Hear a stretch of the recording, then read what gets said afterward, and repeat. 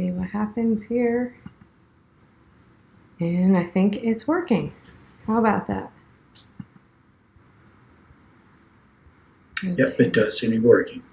Okay, so we are here with an amazing crew tonight. Bear with us just a minute while we share things out to multiple platforms. And we'll get started. All right. Here we go. Share group. Okay. There we go. We should be everywhere. Ryan, do you want to do the usual checking YouTube and everywhere? Yeah, Facebook is up. Okay, cool. YouTube is up. Okay. I love you so much, Patty. I love Patty.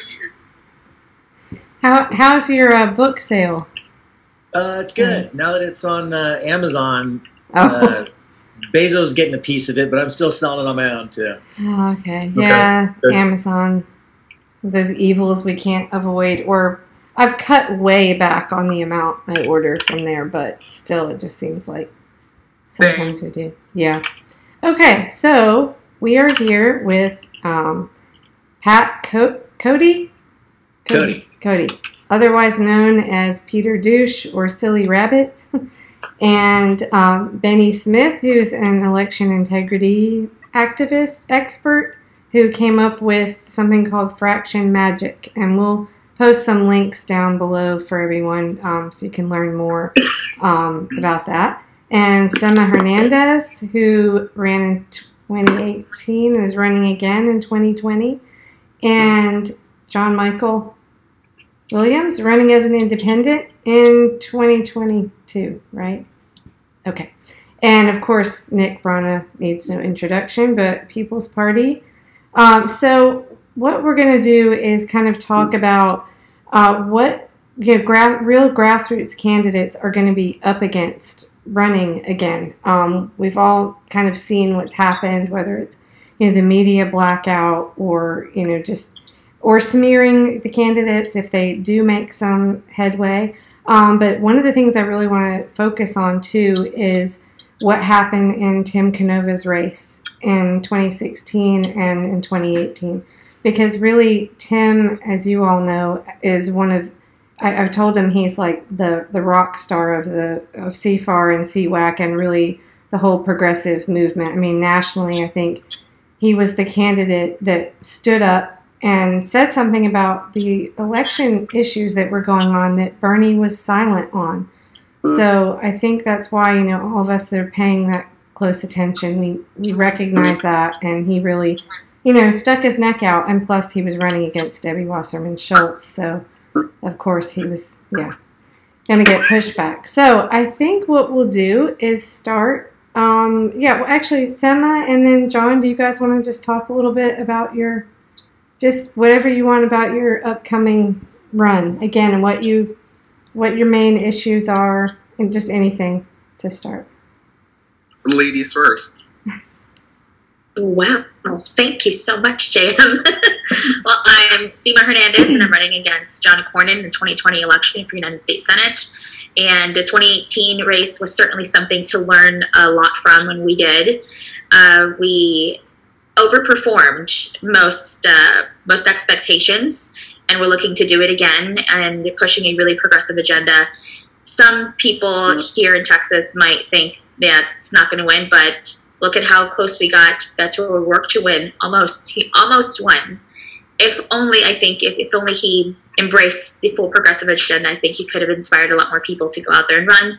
And certainly we still have to address some of the voter suppression laws here in the state of Texas that is particularly affecting the Latinos, Black and Brown communities, and people in poverty in these areas with the voter ID laws. So those are things that we have to address before the 2020 election, and have a vigorous grassroots campaign across the state, tap into those 250,000 voters that we had here in the state of Texas, and just keep pushing and raising as much money as we can on small dollar donations without being corrupted and unbought.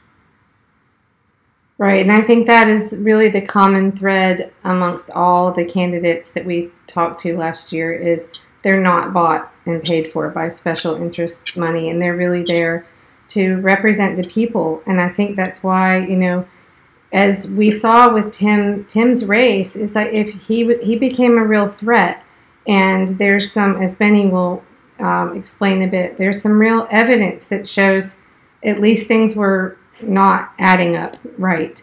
So that's kind of what you guys might face if you really do become a threat to the establishment candidate. So John, do you want to go ahead? Yeah, thank you.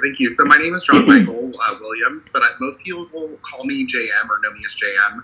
And I'm running for the United States Senate as well. So I'm running for the class after Sema. So my class would be 2022. I'm running for the seat that is currently held by Kamala Harris. And so as we all know, Kamala Harris has just recently decided that she's going to pursue the presidency. And so we are operating with the intent in mind, or the idea in mind, that she's not going to be president, and that we are going to be there to hold her accountable for the things that she's done in the past. So for those who don't really know that much about Kamala, she originally was a city prosecutor, and then she became district attorney in San Francisco. Then she became attorney general of California, and then she became senator from California, and now she's decided that she's going to be the president. And we personally, we don't agree with pretty much anything that she's ever done.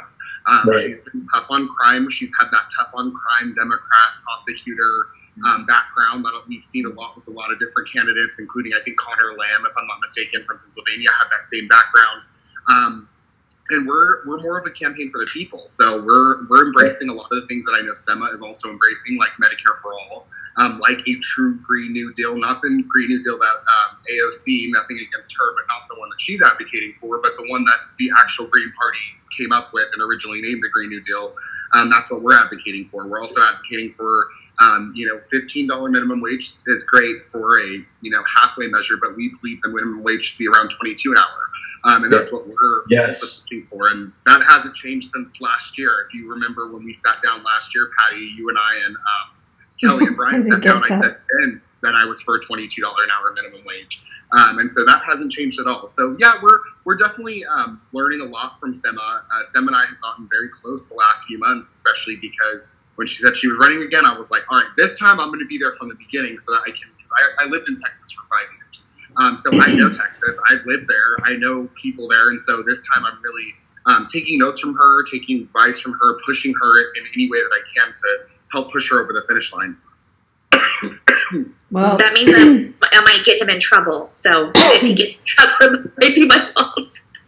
It's not even true. That's not even true. There's been a lot of love amongst all of the progressive candidates, and I think that's really what has really kind of made the whole thing worth it, right? Because I remember last year when we were all getting like not doxxed, but all getting shot down left and right. It was like, dude, what's going on? And I think those of us that have still said, hey, look, we're not done. That's cool. We lost that one time, but we're coming back. Mm-hmm. I think those of us that have really come back around and said, we're still running, we're going to run again.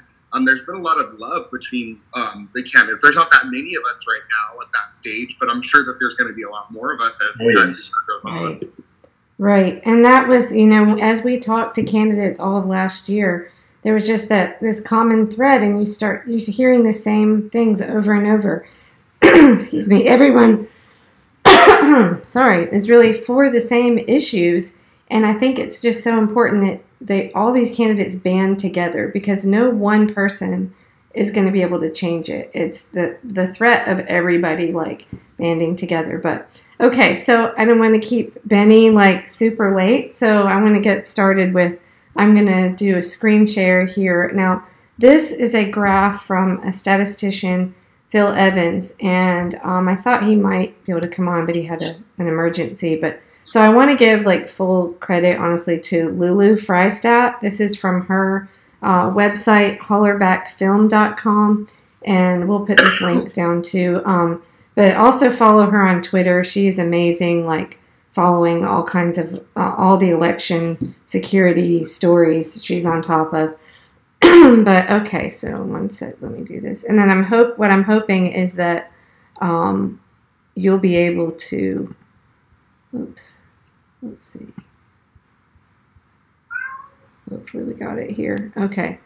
And then Benny, I'm hoping that, oh wait, where did Benny go?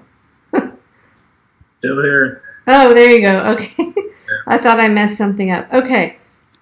So this to me was one of the real eye-openers when, for those of us that are bad at math, I showed this on a live stream one Saturday night, and it was just, you look at this and it's like anybody can see that this seems odd, right? So maybe, Benny, if you could, I don't know, is this graph itself showing fraction magic? Do you think that is that? It could be a variation of it. What he is doing is, it's called a law of large numbers. Mm-hmm. And the premise of the law of large numbers is once you take a cumulative average, at some point, whatever the share is based on all demographics will strike an average. So the line, the dotted line that's shown in between, should be some point leveling off. And what he's noticing is just a statistical anomaly, mm-hmm. where the more you add up, the less the average, tends to go into this line. It's like saying that the line should start, leveling off somewhere, but mm-hmm. the statistical pattern is saying the more that you take from one, the exact amount is being added to another. So right. I think the premise is that's more something that you would see in some type of computation or an mm-hmm. algorithm. Mm-hmm. So I think the study is kind of early, but right. what he is denoting with what he's saying is definitely something that is intriguing. I haven't, completely wrapped my head around this because, fraction magic can really mimic, plausible results. But if you know where to look, or if you, have something that just kind of trace that, computers are just, brutally honest. So, mm-hmm. We even talked about this, Kelly, when it came to Tim Canova's race, that, no matter what demographic you looked at, his average of what he got was the same. And, for somebody like Tim to have, I really, Tim is a statesman to me. Like, I love Tim. We all served on the panel together, completely different outlooks on things. And I kind of, just kind of had a brotherhood with Tim and kept working with him after we left Florida. But for him to have, because I do predictive analytics on elections, I can, and here in Shelby County, I already know who's going to vote in 2020, and I get consistently 8 out of 10 people right. So, I didn't get that when I was looking at the numbers in Florida. Obviously, it's a different data set, but, in my world, data is data. But what I did see that was so alarming to me was that Tim, that the people who were turning out that I was saying that they are an absolute long shot. They were in a younger group that was not the normal average of people that you would see if you just do a standard deviation. They were 2 or 3 deviations away from the mean. And that is unheard of. I've never seen anything like it. And they were in the younger crowds, which would totally suggest that Tim, which that was the base he was kind of going after. It would be uncharacteristic for so many people to have been outside of the model, but him still remain statistically locked at 6%, 4%, 2%, mm-hmm. giving it 5%, and that that kind of looked like so the presence of some type of algorithm, not necessarily fraction magic.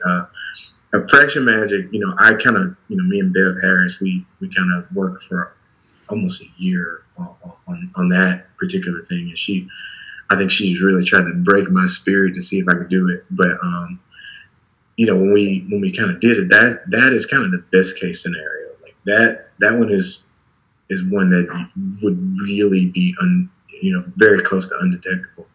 But you got these other things, and I worked with Lulu in Texas.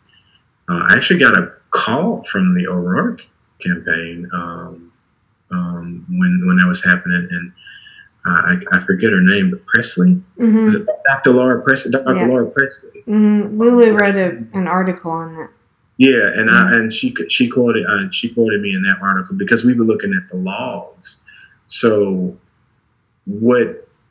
if I remember, I think they were thinking that the votes were being moved to O'Rourke, and I didn't know.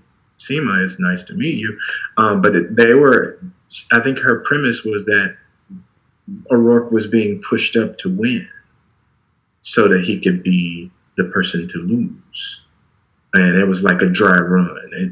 There was something under that premise, and everybody who's running is going to be concerned. So the O'Rourke campaign was concerned that they were worried about the general election.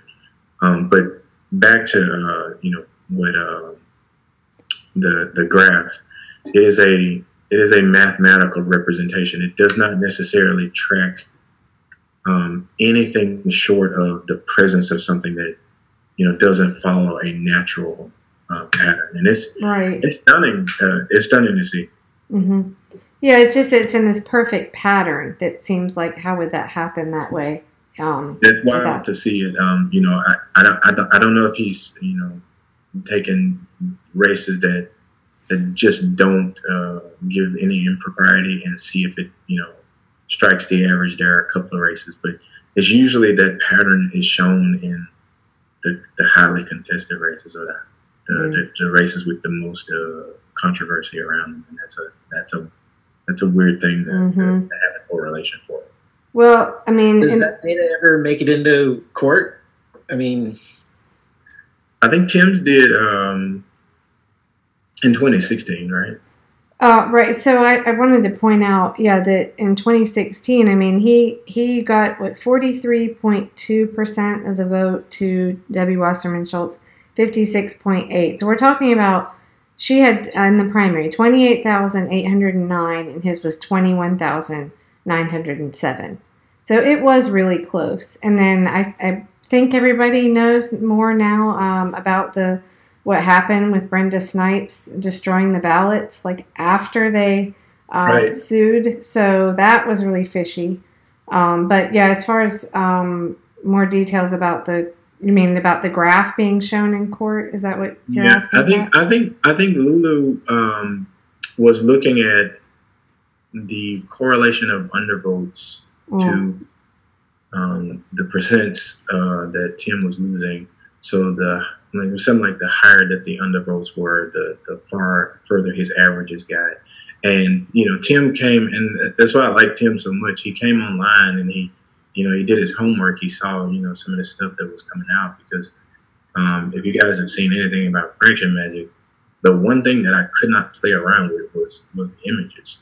So I worked with John Brakey and a couple other people, and they started the Ballot Image Project because I'm doing in finance what I did every day, which was taking and performing allocations on people, which you do it with money, but because the machines allow you to count people like you see money, that is a very bad thing. But you can't alter an image that way. So they started looking for ballot images, and everywhere they went, they sued, and people said, no, we will not give these to you. If you look at it like it's just a paper copy, it's a receipt, right? You can't half fill out an oval, right? Mm-hmm. You can't break that up into any kind of parts. So Tim, kind of got wind of that, and a part of what Lulu was telling him to ask for was those ballot images. And the moment that he asked for them, I think they stonewalled him for about a year, maybe 2 years. And when he got the judge to say, hey, you got to give them up, that's when they get rid of them. I mean, It's unfortunate, but that's what happened. And in 2018, you know, he was more versed on the subject. So I think one of his campaign members, I think it was on, I think he made national news. On Fox, one of the people was filming the chain of custody just being eviscerated. Where yes. There's like people in rental trucks and, you know, just ballots from. Yep. You know, I can speak on that a little bit. And we could show that video if anybody hasn't seen it. But there was someone, that recorded and showed. I mean, it doesn't show that there was ballot swapping or anything like that going. It just shows that there was that chain of custody, as they call it, it was broken. I mean, anything could have happened there. As soon as you break the chain of custody, like everything is incurable at that. Yeah. So anyway, let me go back just a little bit. I want to say for anyone that's watching that's confused, I have to say, like, I am not an election integrity expert. I got very interested in this, you know, in interviewing candidates and seeing what happened in 2016 with Bernie. You know, but I've had kind of this like crazy crash course since about May. And if you try to keep, it's a lot to learn, and it is a lot to learn, especially if you're not really good with IT stuff, just understanding all the machines and all the stuff about ballot images. But speaking of that, Benny, I know there's been a lot of debate about that, like, you know, people saying whether or not you can alter those, and it seems like, I mean, most people think, it's not hard to alter ballot images. So you can alter an image, but it's a lot harder. You know, software and graphics, they take up a lot of space. So if you take that, you know, I famously carry a BlackBerry. I'm an unapologetic BlackBerry enthusiast. I like the security on it. You know, people's cars run BlackBerry, but they don't realize it. You know, my phone, for everybody who thinks that my phone is older, it is light years faster than these voting technologies, right? They're something of the 80s and 90s, the technology that they're running on.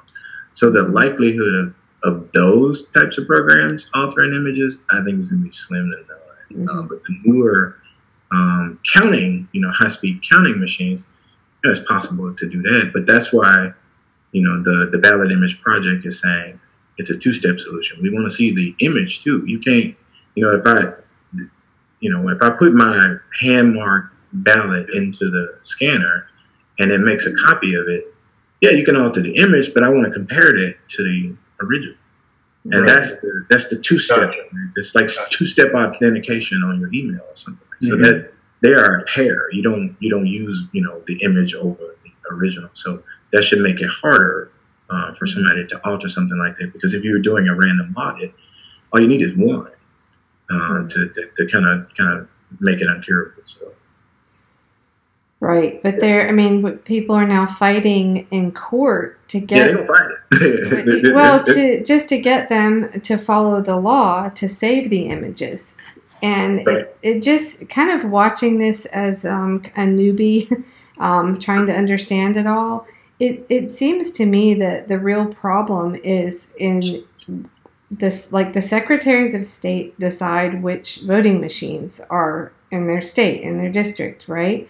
So how it seems like we're kind of scurrying around, like trying to figure out like what this machine does and what that machine does. And it's just, I mean, the general public and candidates, it's just extremely confusing. So it seems like with everyone agreeing in the election integrity community that paper ballots are the way to go, why are we still using these machines?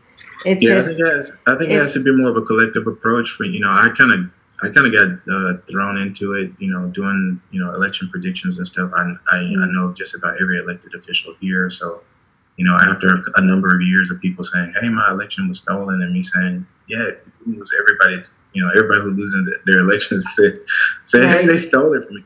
Right. So, but there were a couple of races where, you know, some of the, you know, the staples in the community were losing to like unknowns, and that kind of, you know, scratched that part of my brain that said, you know, this, you know, nothing good can come from, you know, something like this. So, and I kind of went into the rabbit hole. It is a very deep hole. You know, when people say they don't want to give ballot images, it's not necessarily an indication that they have something nefarious going on. a lot of people just don't want to be found out making any types of mistakes. So we have a couple of people in the election integrity community say, look, everybody's not bad. They kind of work hard. But I'm from a very bad zip code, so I kind of seen the worst of society. So I kind of come the other way, saying I don't want confidence that is good. I want evidence that is good. So evidence is what, and I just think it needs to be some type of groundswell where people just come to one single purpose, right? If you can hand count them in public, like we should make it a national holiday. Like everybody come and count. Right. It is better for the person who won to serve than the person who bought the seat or had the biggest connections and that's why Sema, your numbers are pretty impressive. I mean, you yes, they are. You definitely have a base to go back to. That's what kind of shocks people. It might be because of my last name. Oh yeah, that's right. She doesn't have a platform. No, it was a guy named Alvin Green. He won the whole state because people thought he was Al Green. Well, no, it's because that's actually what the Texas Democrats had said about my results in the race. It's probably because of her last name, because of her surname. People don't know how to vote other than based on her name, and really about the issue. A win is a win, but the way that it's interpreted and it's turned around, it's based on identity politics. Yeah, for sure. And it's insinuating that the voters here are not intelligent enough, when I believe that the voters who show up to the primary are the most intelligent, informed voters to be counting on. And what the Texas Democrats did was completely disrespectful to the people who voted, whether they're Latino, African American. It really doesn't matter. What they did was completely disrespectful and dehumanizing to the voters. Mm-hmm. May I say something, if y'all don't mind? Yeah, jump in. So, having lived in Texas and lived in a place like California first, right? I'm born and raised in California. I've been an absentee ballot voter since I was 18 years old. When I first registered to vote, they asked me, hey, how do you want to do your vote sort of thing? And I was like, oh, just send me the ballot in the mail, because that's what my dad had always done. When I moved to Texas and I went to go register to vote, I was like, oh, can I fill out for absentee? And they were like, well, are you a military member? And I'm like, no. They're like, well, then you can't vote absentee. There's a lot more strict rules about elections. I never had to show an ID. When I would vote in person, I didn't have to show an ID. In Texas, I had to show an ID.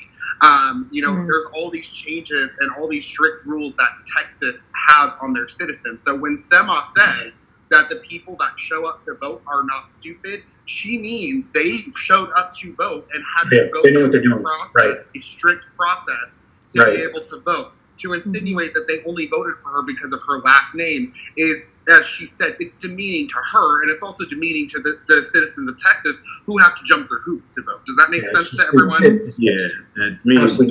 Politics is a blood sport. That's cute. If you want to do that as your strategy, like it or not, those folks voted for you, so they checked the box for you. That's all that matters. Mm-hmm. Right. Well, they was trying to find them again and say, hey, can you bring 2 more people with you? We have someone mentioning something in the chat on YouTube. Snork says is asking if the panel is aware of the election fraud that took place in Iowa this week. He says voter registration lists are available.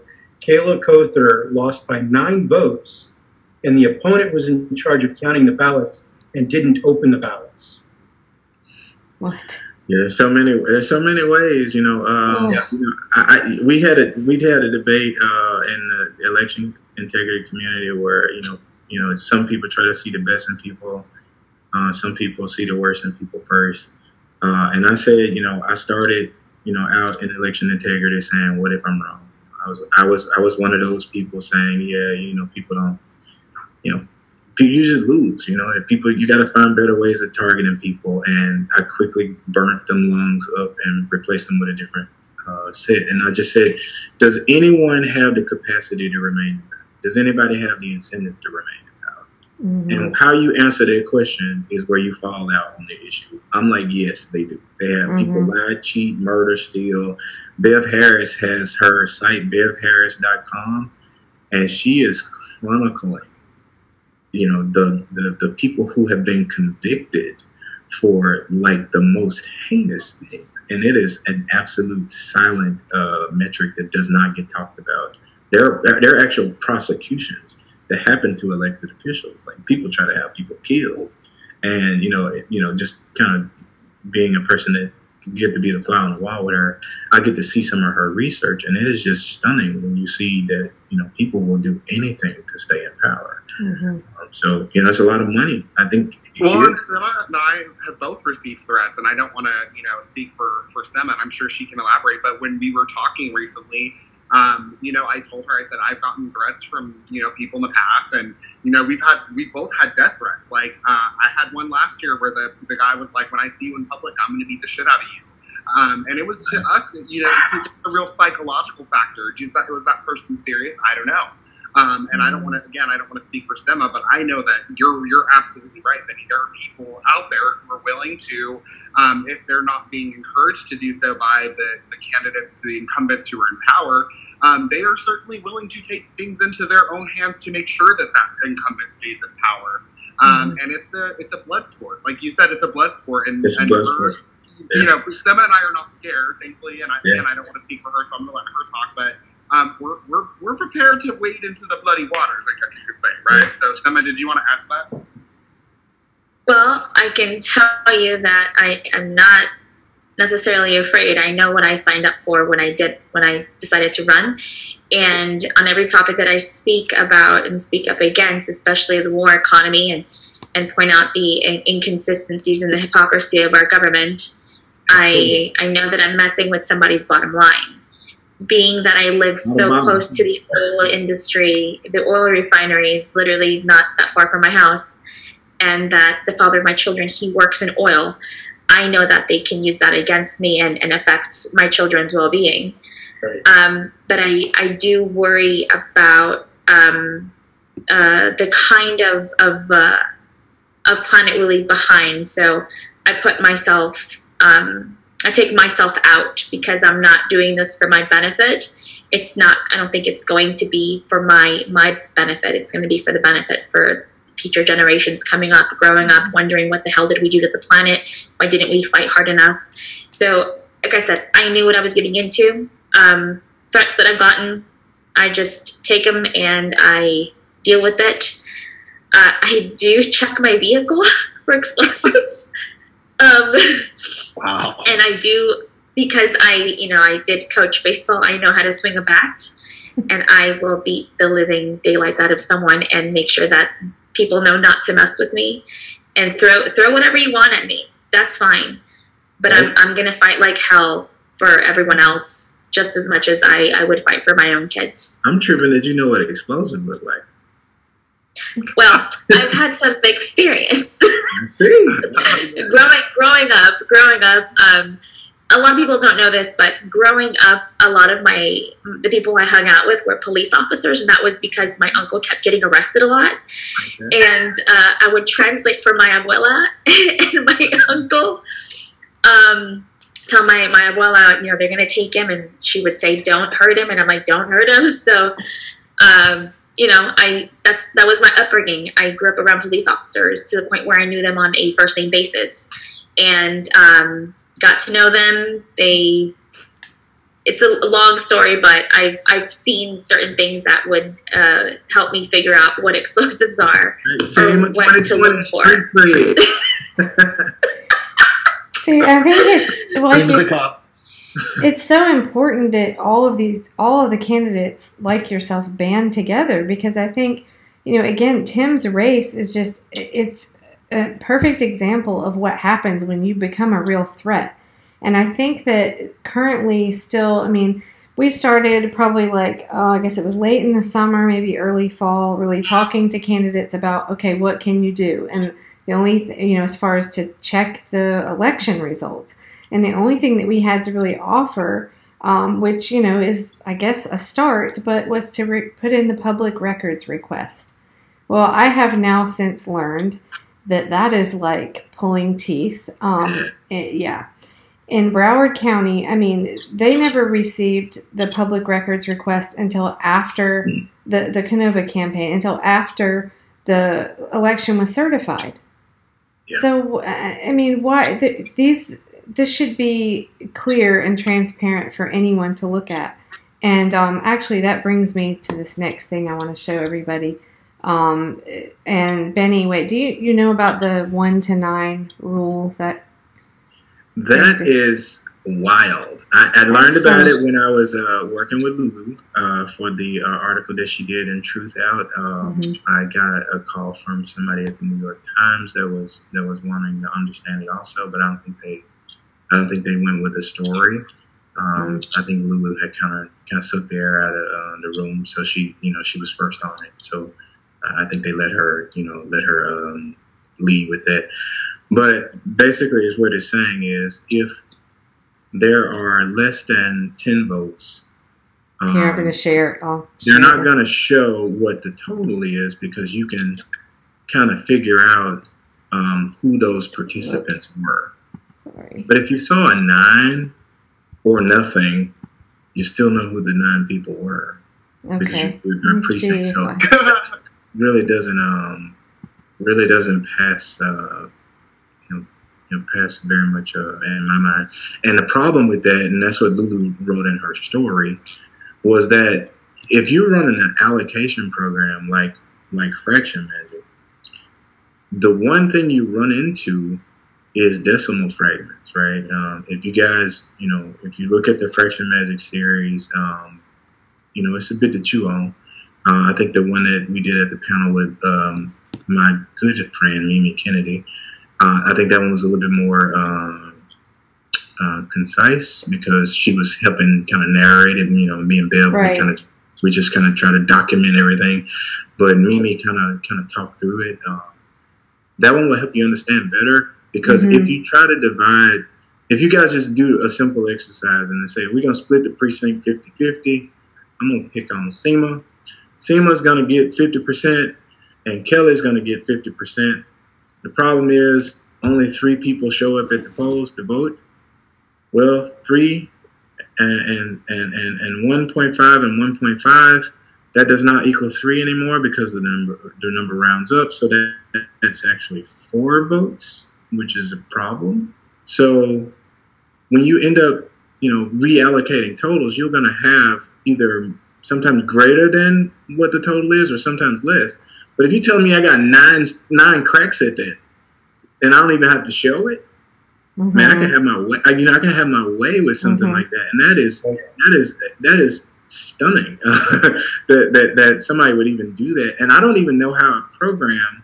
If you guys look at it, and when Tim was on Fox and Friends, I talked to him the night before, and he said it's like the numbers don't add up. Literally, it is as if 0 plus 0 plus 0 plus 0 equals 26, and he spot on when he said it. And I think it just did not land for a lot of people because you don't know how they got there. You can't figure out how that total was arrived. And if you just say that is their logic, if you look at the Broward County site now, if you say there are 4 places where there can, I don't know how many there are, but just multiply that times 9. You should never have more than 45 or something like that. There are places where it's like 300 votes, but it's like blanks in the places. There is no way that can happen. and the sums don't equal the parts, right? So the way that site is designed, you can see totals, and those totals could be like 300, but the parts don't have anything in it. And you know that the maximum number you can assign to it is 9. So let me just... I'll see if I can explain this. It should maximize it. It's kind of small, but I don't know if I can do that. Hang on. I'm not really sure if I can, honestly. Or can you bring it to the front? Yeah, bring it to the front. I thought I had it that way. It's behind another. Well, let's see. Hang on. Let me close this. Yeah, I'm not sure. Sometimes what you're seeing is not. Hang on. But anybody, you just go to Brana's site.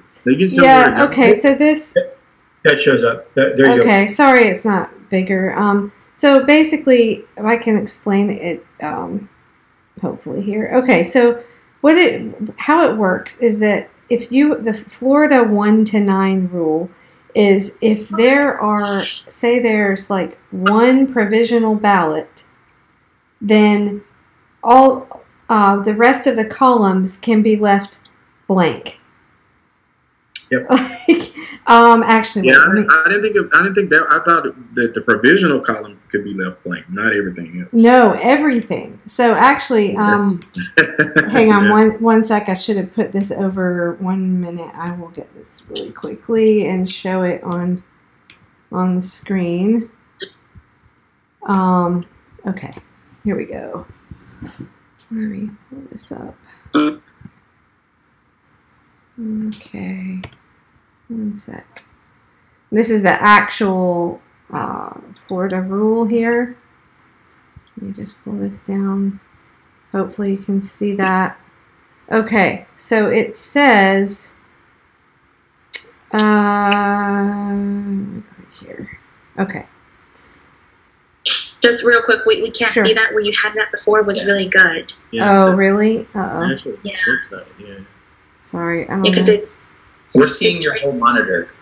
Yeah, if Oh. you put it there and just open up another instance. I don't know.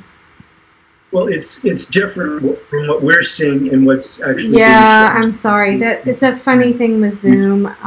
So Yeah. what shows up Well, on If live you stream. look at the YouTube feed, you'll see exactly what she's putting up. I don't know why it works that way. So Yeah, sorry about that. That's the way Zoom works. You can read it. We'll believe you. Okay, well, we'll put some of these links here. So let's see. I can't find the exact part right now. Well, yeah, it basically it says that there's no real reason. One of the reasons given that I don't know, just doesn't sound right to me, is that it's to protect the voter's identity. Like, so if you had like one person vote on a, whoops, hang on. Uh-oh. Now I've gone and done something wrong. Just a sec. I don't know what's happened here. Uh-oh.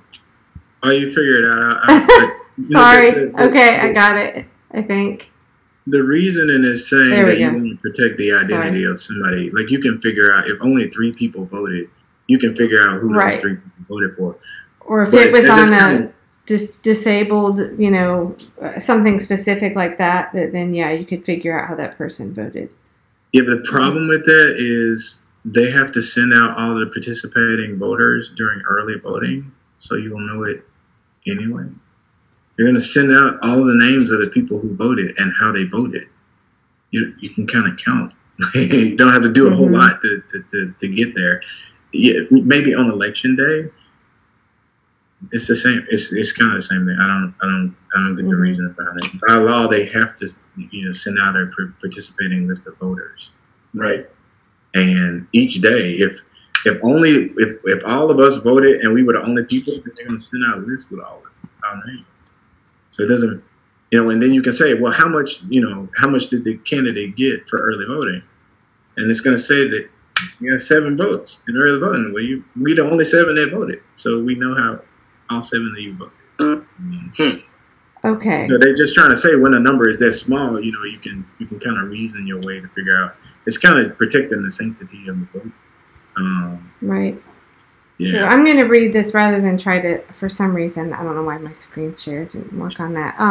Okay, so it says, the supervisor shall aggregate and record for each precinct the total number of ballots cast by all voters voting in the election, with subtotals for each candidate and ballot type.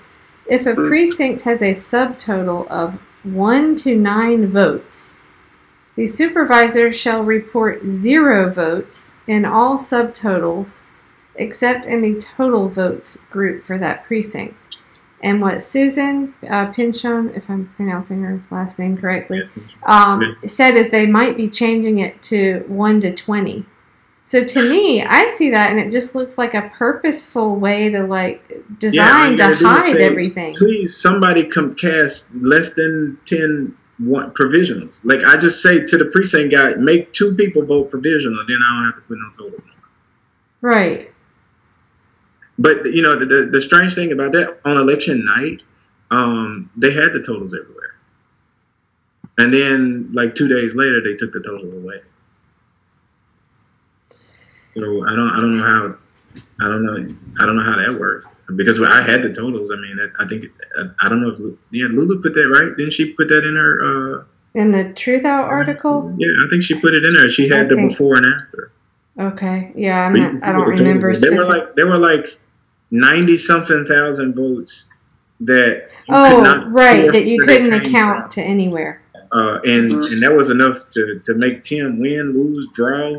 you could give it to anybody at that point. This was 90,000 of like maybe 100 and something thousand people. So right, if you get 90,000 votes and you just make them completely opaque. And after what happened, with the chain of custody issues. How often have you seen some of these things that you saw in Tim's race? Broward is a special cookie. I've never seen it. Now Memphis is a really mixed bag, you know, for Memphis. And I would say that any candidate, and that's what Bloomberg magazine came and did a feature story, and that's kind of when people kind of knew who I was, because I just BlackBerry. I took my BlackBerry to a polling place, and I just took a picture of the poll tape.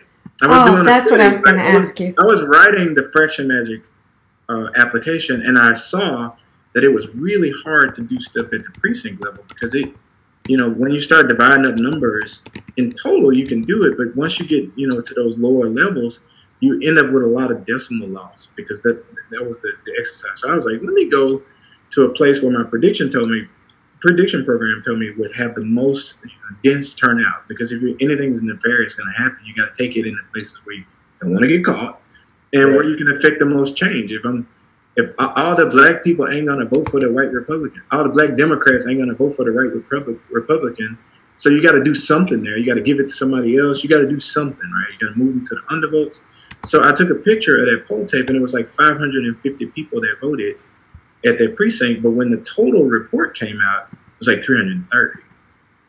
So that's what I was going to ask. Anybody who know the number line know you going to the right. You don't never go to the left, right? So this is an arithmetic quandary, right? There is no way that you can end up with less votes by adding more people on election day, right? You just cannot do it. And that poll tape was all that the lady, Wanda Halbert, a good friend of mine, like she took that to court, and the judge basically said, "I got some explaining to do," right? And then Bloomberg got wind of that, and they was like, nobody has ever made it past that level, because once you go to court, it's like 50 days. You gotta solve the whole case. You gotta know how everybody did it and prove it with no information. But she had a poll tape. And Bloomberg, they wrote about it, and they didn't cover fraction measure because it's an animal to try to write in the story. But then the day before the presidential election, or like 2 days before, the reporter Jordan Robinson, he did a cybersecurity statement where he covered the fraction magic, and he said this should be the playbook of any candidate. Marshal your troops, get all of them to go to the precincts and take pictures of the poll tapes, because that is the closest record to having a receipt, right? That's the closest record. Now, you can do some stuff at the machines, but I wouldn't do it. I mean, why would I go to the machines when they're going to all come to me at the central tabulator, right? It's too lazy to do. I don't have the intelligence to go machine by machine. I'm going to wait for them all to come to me, and then I'll do it, when they're all together. So if you take a whole bunch of pictures of poll tapes, 1 or 2 discrepancies is all you need. It's uncurable at that point, because because your machine counts it as money. I don't know if that's a rounding error or. I do this in finance all day, so I can move $2 billion and I only have like $40,000 in rounding errors, right? Because they look at a gas station, right? You don't see $1.99 a gallon; it'd be like $1.993, right? Well, you got the third place for what does that do? But you need that in that NASA uses 15 decimal places of pi. Try to take less than that, you're gonna miss the moon by a mile. You can't do it. Right? There's a reason to have those decimals in those types of programs, but there's no reason to do it in an election, right? I'm one person, right? You should just counting. It's just a one person, one vote. There's no fraction of a human being. It's a counting exercise. Let's stop. Okay, there's no fraction anymore. Right. Yeah. I'm teasing. Well, that's kind of in the wormhole, but having the ability to just say, less than 9, I don't even want to look at it. I can just put anything. Like, yeah, right. But the House certified Debbie Wasserman Schultz as a winner. When they did that, did they even consider any of this evidence? No. This conspiracy here. You in the weeds with this, But despite the fact that a major news organization said, "Hey, this thing is," I think in the video he says, "It is impossible to overstate how significant this is." It is not. It's not good for me to say, "Hey, you will get 75% or whatever walk into the polling place." Right? If 10 people walk in there, I'm gonna give you 7.5 votes. That ain't good. No. That can't happen. If I say you're gonna get 70% and 10 people walk in, I'm gonna give you 7 votes. But what if 9 people walk in? Well, so I have to admit, after I was there and witnessed some of this firsthand. I was actually at the precinct with John Brakey where he recorded the cell modems in the voting machines. Right. So we can touch on that a little bit. But yeah, that's across the country. I mean, Sema. I think somebody went into the polling places during your election, and they just turned the Wi-Fi signal on, and they saw that the printers all had Wi-Fi signals. It's supposed to be, no access to the internet. That's ridiculous. It's just not. That is ridiculous. It sounds good, but everything connected in some kind of way. So just that's pretty scary. Right. So I'm guessing that happened somewhere in Harris County, because Harris County is always voting blue. Yeah. The rest of the state is dominated by red. But again, it's probably they're trying to flip Harris County red, which is not going to happen. Yeah. It's definitely not going to happen. I think Harris County is Austin, right, Sema? Harris County is Austin. Houston. Okay. If a 14-year-old can find a fly in apple, surely the voting machine's got some problems. Oh yeah. Well, and one thing that makes me really, really hopeful for the next election, especially here in Harris County, is the newly elected officials at a county level who are looking to the voting machines and replacing all the voting machines. Yeah. Now, with what I don't know, but the county commissioner is open to having various options rather than just going full electronic Wi-Fi machines, because he saw the inconsistencies in the election here in Harris County, where some votes were being switched to O'Rourke, some votes were being switched to Cruz. So it's something that needs to be addressed, and I'm always advocating for paper ballots and ranked choice voting. Most people are opposed to it, but honestly, if your candidate is the best candidate, go for it. I would like to see in the future, and even now, because we have city elections coming up in the summer, is changing the narrative of how we elect officials. We have to stop looking at them as far as how much money they can raise, their name recognition, and we need to start focusing on the issues and pushing on the issues. Absolutely. And I think that will definitely change the way and how we see voter turnout. And if it's ranked choice voting, I mean, you're voting for who you think is going to represent you best, and then your second choice and your third choice, and whoever ends up winning there, then we'll see what happens. But those things don't get decided at a local level. They get decided at a state level. Are you in a dialogue with them? I got a problem with ranked choice voting, not in the concept of how it's supposed to work, but in the machines that's going to count them. Because you're telling me if I can affect one election, you can give me 6 tries at it. I can take the third result and pull you down and get you out. Hot damn. Well, thank you for telling me what you can do. I can analyze the rank, right? I can say you fare the best at the second level. Therefore, I can put you at the second level and count that as the first, and then weed the person out and transfer the votes upwards. I mean, their algorithms can do this stuff, right? Computers just cannot be trusted with this stuff. I think I'm going to have to refer you to the county commissioner in these meetings, because I think that your expertise should be very helpful in choosing how we go about elections at a local level. If you do the ranked choice voting, there's already been a lot of synthesis on this. Is it Dane County, Wisconsin? It's one of those places. They do all of this stuff, but as soon as election night happens, they post all their images on the web. They just post them on the web. So you can do whatever you want to then, because anybody can independently, you can have a lookup party. You and your precinct, y'all can all sit down and look at the images, put a special mark on your ballot or whatever you want to do. Go see if your vote actually counted. And they don't have many lawsuits. They don't have. I don't think they have any problems when it comes to elections because they don't want to. They don't want to be a part of it. In Shelby County, every 4 years, you talking about easily $500 million in just salaries change hands. The sheriff get $150 million budget. The property is $100 million budget. These people want to appoint their friends to these $200,000 jobs, and I think when people run, I think if you can just educate the people on what's at stake.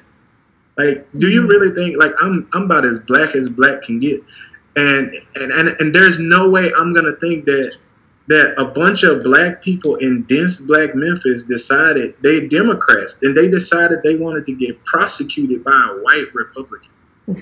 Like there is no bone in me that thinks that people was like, yeah, we got a problem with police, but let's elect this Republican to further the cause, right? It just doesn't comport with reality for stuff like that. Some people may have liked it. It's not to say that it's a monolithic thing, but when you consider reality, that just does not sound like it. We had Judge Joe Brown. They come to me. He's from Memphis, right? He comes to Memphis and say, "I want to be the district attorney," right? And for some reason, 90,000 Democrats to 70,000 Republicans, and the guy gets 50,000 votes. And they said because he was too brash the way that he was talking, he alienated the base. He alienated the base. And you know what he was? Donald Trump. He did the same thing that Trump did, and I always defer from people because I actually like Trump. I don't have a problem with Trump. I didn't vote for him. I think he should be president. But if the guy can win, he wasn't running to be president. He was running to win. I understand strategy. He really understood how to rattle a base and win, and you have to respect it. And if he won, I want him to be the president. If he didn't win, then I want the winner to. I also want the winner to win.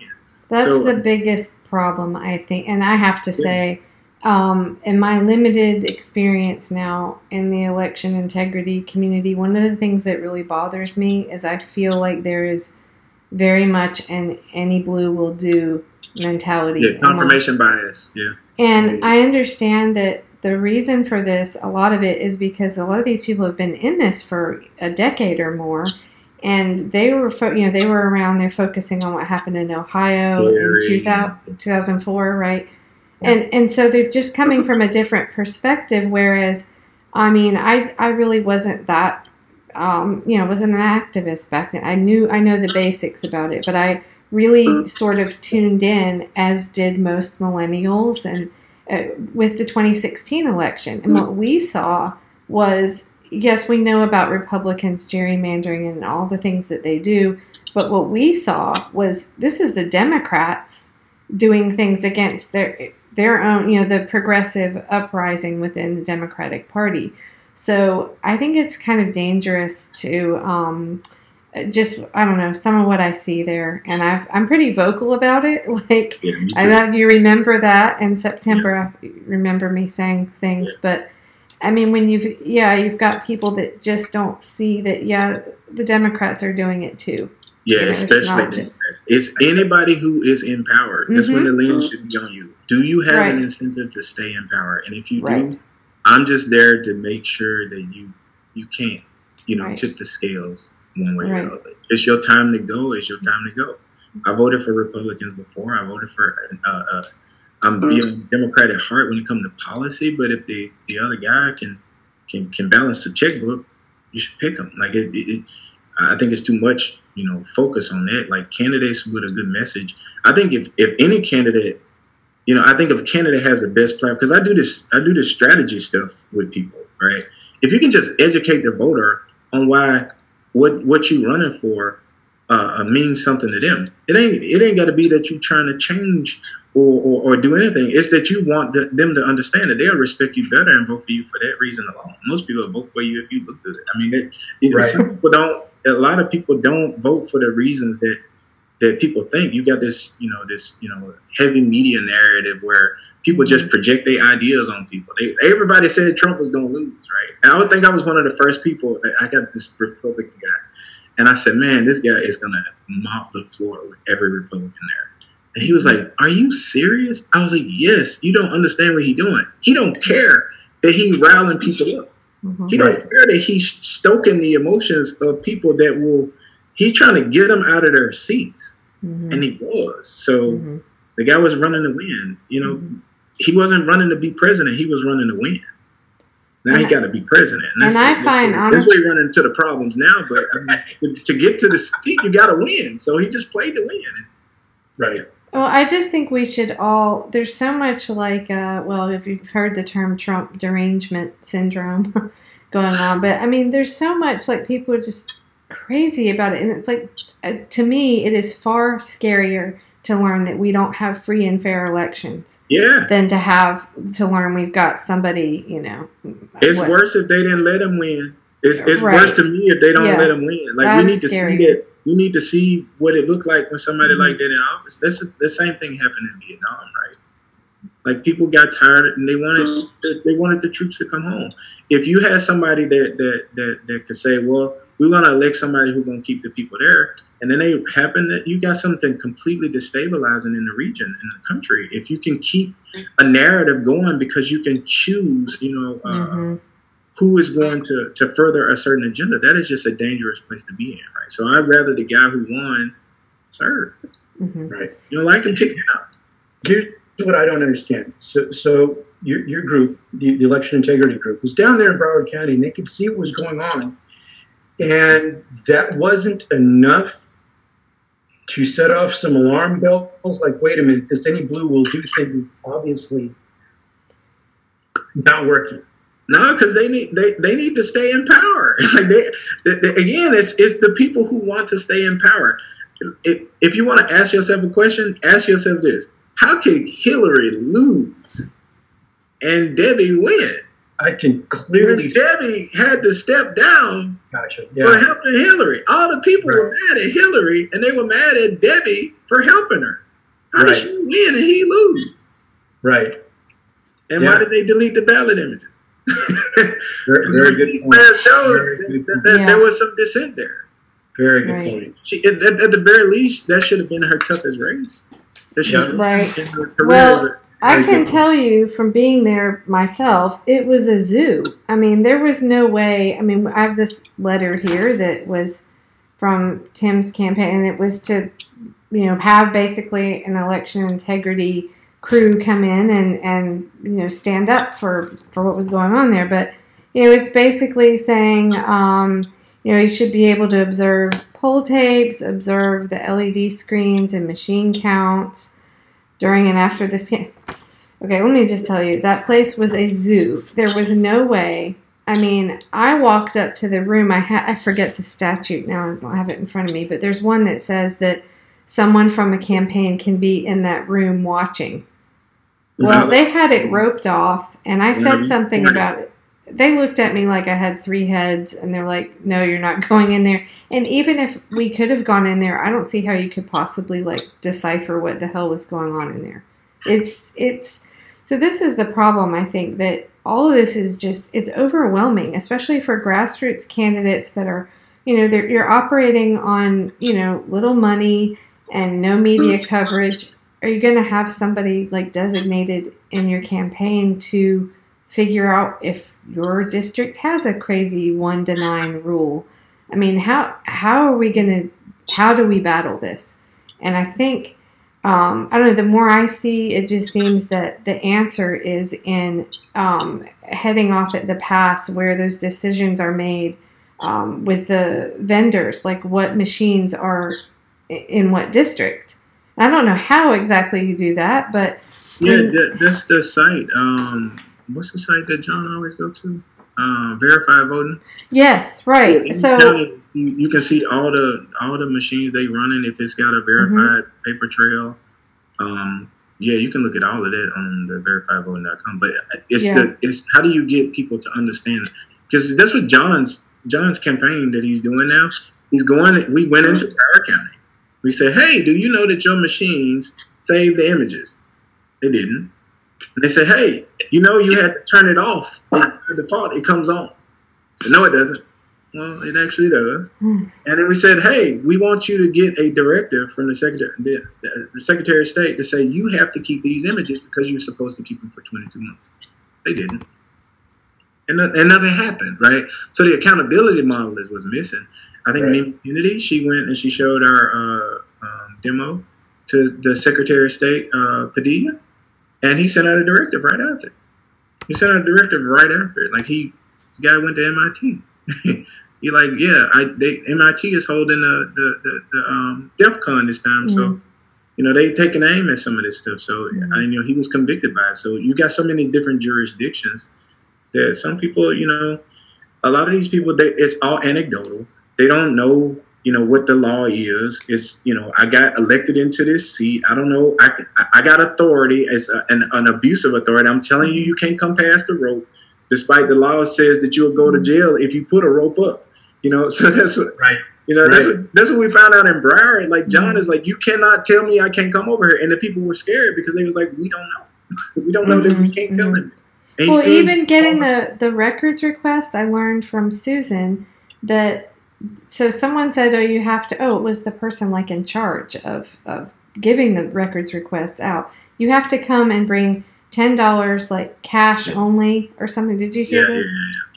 And then there was somebody that said it was going to cost $2 million to put, 100,000 images on a thumb drive, right? It says it's going to cost $2 million. They're charging different amounts. This should just be posted for anybody to see. And so, but I wanted to get back to something about the modems, the cell modems in the machines, because I posted. I'm not going to try to do this screen share because it's really small anyway. But I posted it in the below. But so the EAC election. Hang on a second.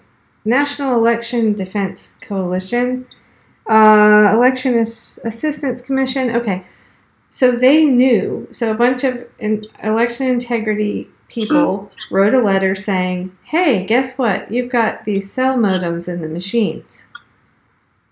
And so they knew about it, and their response was like, well, yeah, we recommend that those aren't there, but it's a voluntary, like, guidelines, yet they certify the machines. So how do you certify something when the rules are just voluntary anyway? Yeah, you weren't supposed to know that was there, but because the manuals was on John Brakey's site, he was looking at the manuals, which is it's not proprietary. It was just a manual, right? So like owner's manual, right? He reads it and then he gets a cease and desist, and they threaten all this, very hard nosed legal action, and John just laughed at it. But the modems are there. He took his camera and it's an antenna, from like the old phone old satellite phone, that first cell phone. It's just, it's so that the precinct results can be transmitted wirelessly, but you can't say it's not connected to the internet. If it's a cell phone modem, it's a modem. Right. Everybody remember that? Right, that was the first internet, right? That's the internet. You can't say it's not the internet. It was a phone, right? So that's the problem with somebody trying to perpetuate just something that's just blatantly obvious. Like they say it's not the internet. It's a cell phone. There are so many damn redundancies built into the system. Yeah. You just want to wipe it clean. Yeah, it's hard to authenticate all these steps. That's why Europe count them in public on paper. So why don't we so this is what I think, the fight just has to be that, because otherwise, this is an endless battle, I think. I mean, I'm new to this, but it seems like an endless battle of fighting in court, and there's no consistency. And what are candidates? How do we even fight this? After I got back, after being there second time in Broward and seeing that, it's just, I hate to say it, but it's just damn depressing because you've got this great candidate that, I don't know about 2018. How can we predict what really the numbers should have been? But 2016 for sure, it's really, really close, and there was so much that happened. The ballot destruction. But how do we fight this? I mean, if we don't just insist on the paper ballots, because DHS, I have to mention this again, and I'll post it again, and I think this is, I was on a Secure Our Vote call this week, and I brought it up, and they hadn't heard of it, but DHS is having these closed-door meetings with ES&S and Dominion voting systems. Did I share that with you, Benny? Yeah. When I found that? Yeah. So... Yeah. How is that okay? And ES&S, by the way, is the one that threatened. That's what collusion is. Yeah. So ES&S. How ES&S. can we tell you what we don't want to find out? Right. We don't want to know that this is possible. When we want to tell you that this is what we worried about, so you can say, "Hey, let's take it out of the manual. Let's not show it." Well, okay. So ES&S. That in the proprietary part of the software. Right. Well, I'll let you explain that, of the proprietary thing. So ES&S was the voting manufacturer that threatened to sue Audit USA, election integrity activists, just for posting the manuals of one of their machines. The manuals. Like, nobody reads the manuals. Because... they give them away. Right. Because the voting machine... Now, maybe you know more about whatever... a court case or something there was where it's been ruled that the voting machines have the right, because it's proprietary. So we've got private companies. Oh, what was the quote I had here from somebody? Private companies are saying, yeah, okay, it's privately owned. The voting machines are privately owned by private companies. They have proprietary software which prevents the public from getting access to an actual vote count. So how do we ever get past that? The proprietary part is where people have the most problem, right? So how the machine counts the votes, that is proprietary. That's software, that's intellectual property. If you disclose that, then another company can try to get a competitive edge. And that's what, when I built Fractional Magic with Bev Harris, she had all of these databases that she got as a result of court cases. And those court cases, it ruled that the program, you don't have to deliver the source code, but you can give the database that was programmed, because that was purchased with public dollars. It's public, it's part of the public record. Ballot images are part of the public record. Anything that was used anything that's in the chain of custody is public record. So if you use the image to count the vote, then the image is a part of the public record. So it should just be given, on site when it's a public records creation. Should be, but good luck trying to get that. And that's what I'm saying. I think we've got to do something to get candidates on board, fighting for the same thing. Maybe that is just all, I think candidates should make it a part of their platforms. Like, if you run, just run and win one time, and then you can talk about it forever. But, while you're running, you kind of have to adopt it, because you want the average voter don't know. Like, they don't have a clue. Like, in Shelby County, nobody knows that Bloomberg, there are not very many people that know that Bloomberg came down here and shined like a white hot light on the whole county. And that was in 2015. The first major election that happened after that, it was like in 2010, it was like 10 seats in a Democratic county, all held by Republicans. And that was for a good almost 10 years. After the Bloomberg article, the administrator of elections, that everybody wanted to resign, they would never take him out. He has to step down. I can't definitively say it was because of the article, but you kind of read the tea leaves and see it had to be. He steps down. The first major election in 2018, after he steps down, and it's a complete reversal of fortune, right? Like, all Democrats, like unknown people, all of them won. They all won. But now take my lane where I'm analyzing the actual turnout, and I'm saying these are the same people that voted in 2010, 2014, 2015, 2016, and 2018. The exact same people. And for some reason, they elected the same people that they didn't elect the other times. So if you tip the scale like that, something like that happening, I can't say definitively, but it's red flags. That's a little hard to that's a little hard to miss up. Right. All right, John, did you just jump in?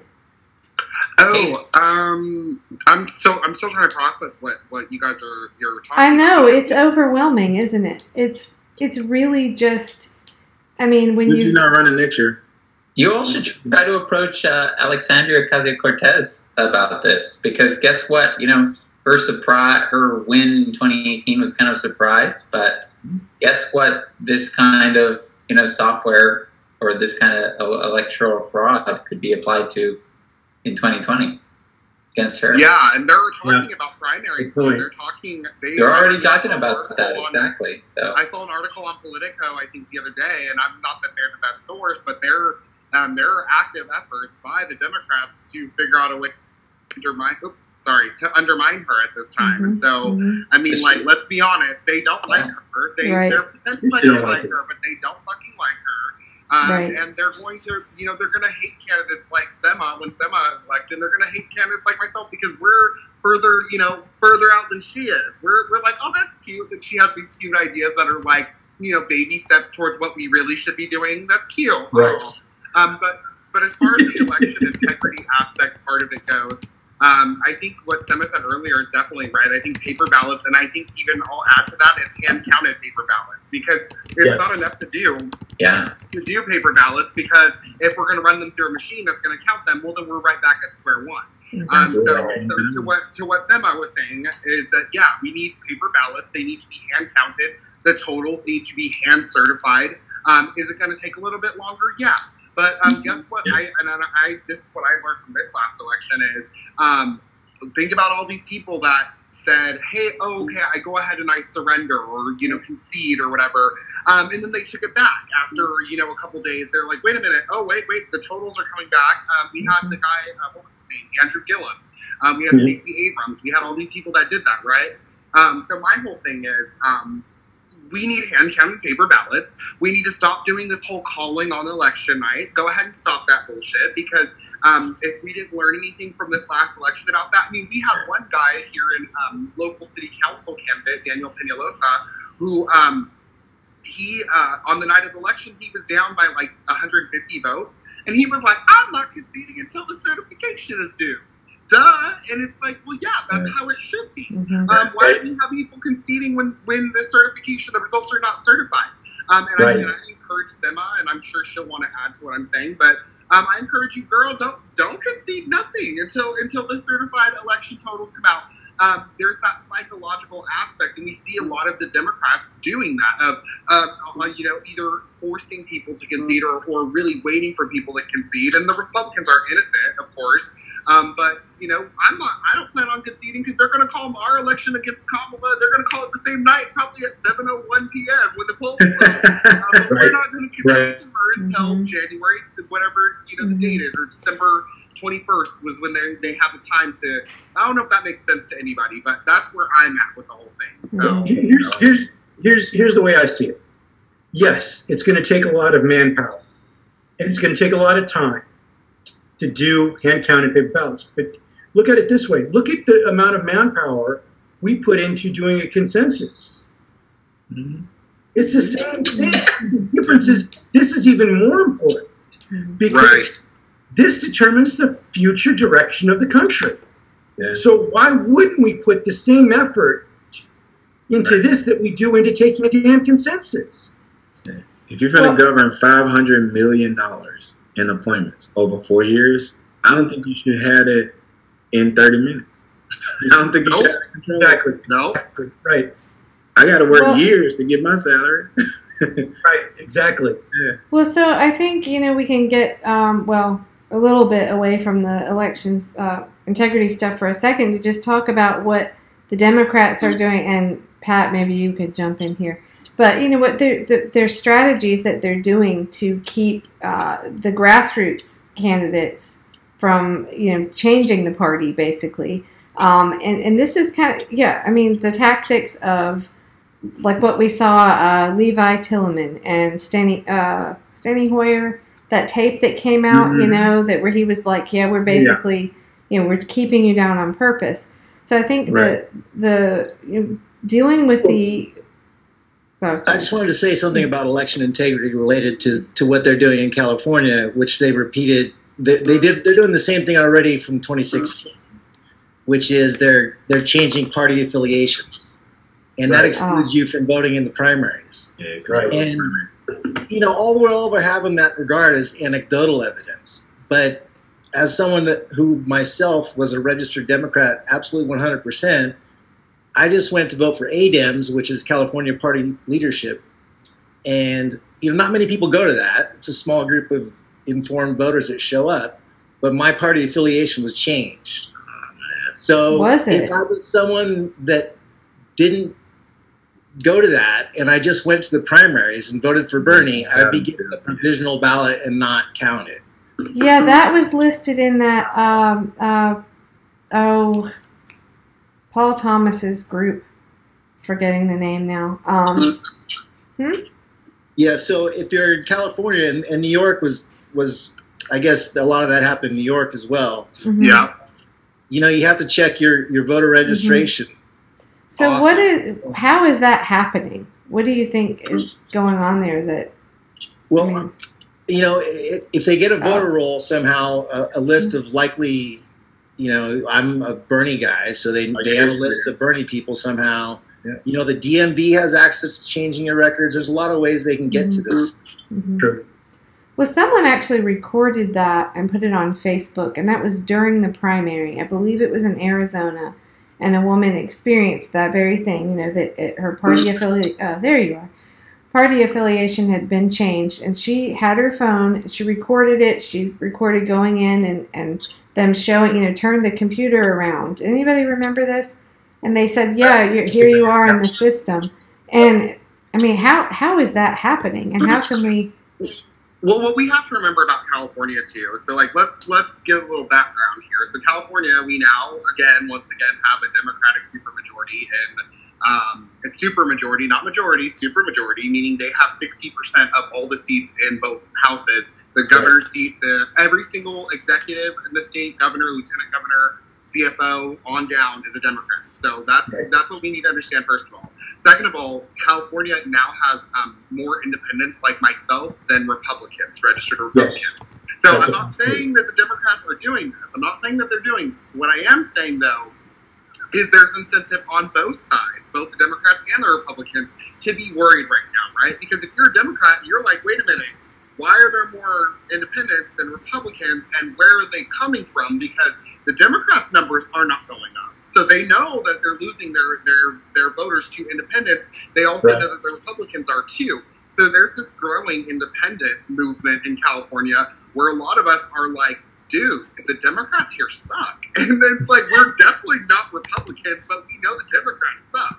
And I mean, a good example of that is when we had SB 562, which was for universal health care here in California. Yes.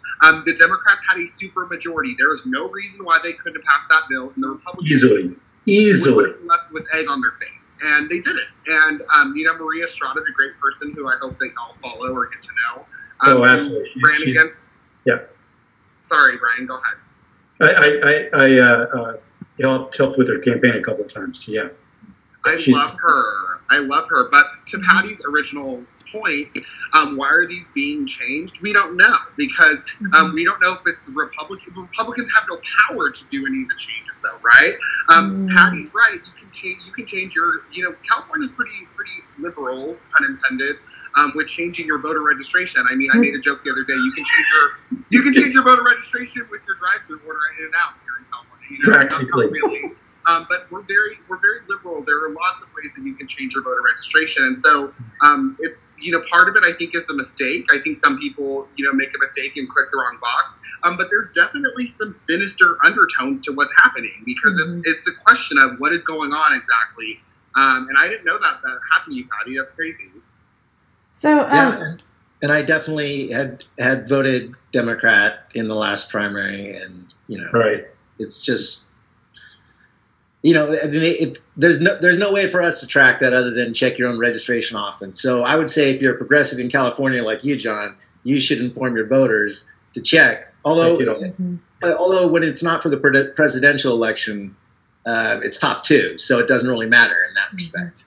But in California. And it's really easy to do that. I mean, I don't know what the other states are like, but here in California, you can go to the Secretary of State, SOS website, and you can pop in your, name and one of the identifying factors about you, like your driver's license or social or whatever, and it'll tell you right away. I still have my Texas driver's license because I'm a cheap ass, and I'm like, I'm not paying no $45 to get a new license because this one's good for another year.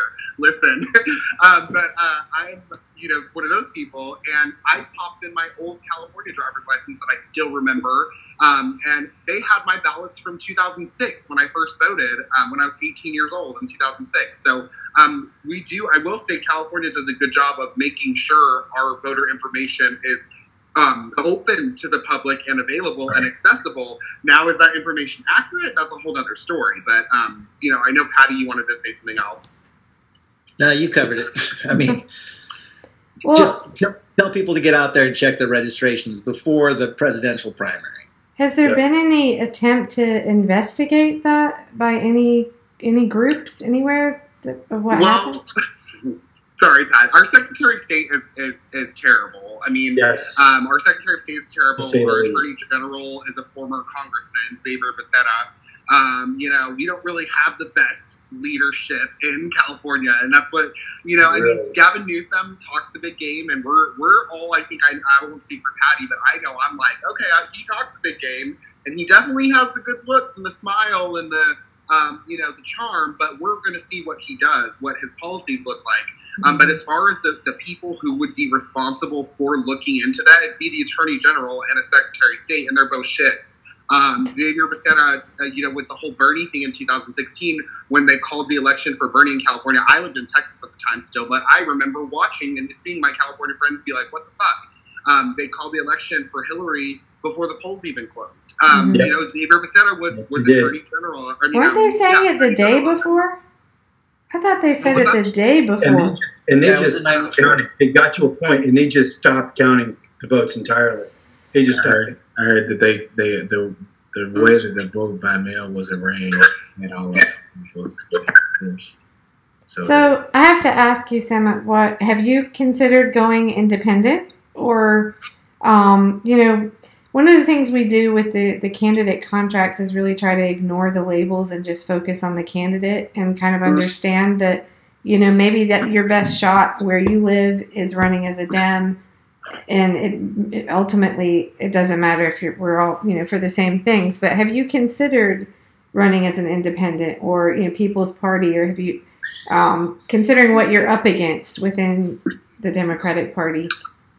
Well, as of right now, I'm the only candidate that's running against John Cornyn as a Democrat. I built an enormous base across the state of Texas with a very small budget, and to abandon that base, making it more difficult for myself to even register on the ballot, right. It's an uphill climb. So I'm going to stick with what I built already, right, and continue to push on the issue. I will tell you from Tim's experience, that's probably the better choice to stay where you are, because you have these PACs that collect money and funds. He had the toughest time getting his contribution. He had people that were saying, "Hey, I have a recurring donation for you. I keep trying to donate, but it doesn't let me donate." And because most of these PACs, they don't collect for independent candidates. So you had like Act Blue, and they was like, "Well, no way. We'll research it so you have a better chance of not getting caught in the weeds of because some of these establishment places that collect funds." Right. And what led me to the decision of having running as an independent as an option was what happened in 2018, the total media blackout, the favoritism that they had for the primary opponent, pushing the party itself, pushing for him on every social media outlet. on the mainstream media, it was all about framing the race between Cruz and O'Rourke, completely disregarding the other candidates on the Republican and the Democratic side. Right. So after the primary, I considered running as an independent briefly, but upon further consideration and what we've already built and what we could continue doing, we decided to go and continue building our base. And I consulted with a lot of people. And one of the talks that I had was with Reverend Barber. He said, "You've built a base. You got to stay there." I said, "Yes, sir." And looking at the 2020 election, the presidential election, Bernie running, and I'm a Bernie fan, advocate. I love his policies. It's not, anything other than his policies that attract me to his campaign. If he is a nominee, down ballot candidates like myself who are on the Democratic ticket will more than likely be voted for and have an easier time getting elected. But again, I'm the only one in the race right now on the Democratic side. I'm the only one that's filed on with the FEC, and I'm the first one that announced early on in September of 2018. But Sema, that they're looking for someone to chat. That they're not going to let it remain just you. No, they are. They are. And for someone, they would probably love to get O'Rourke to run again.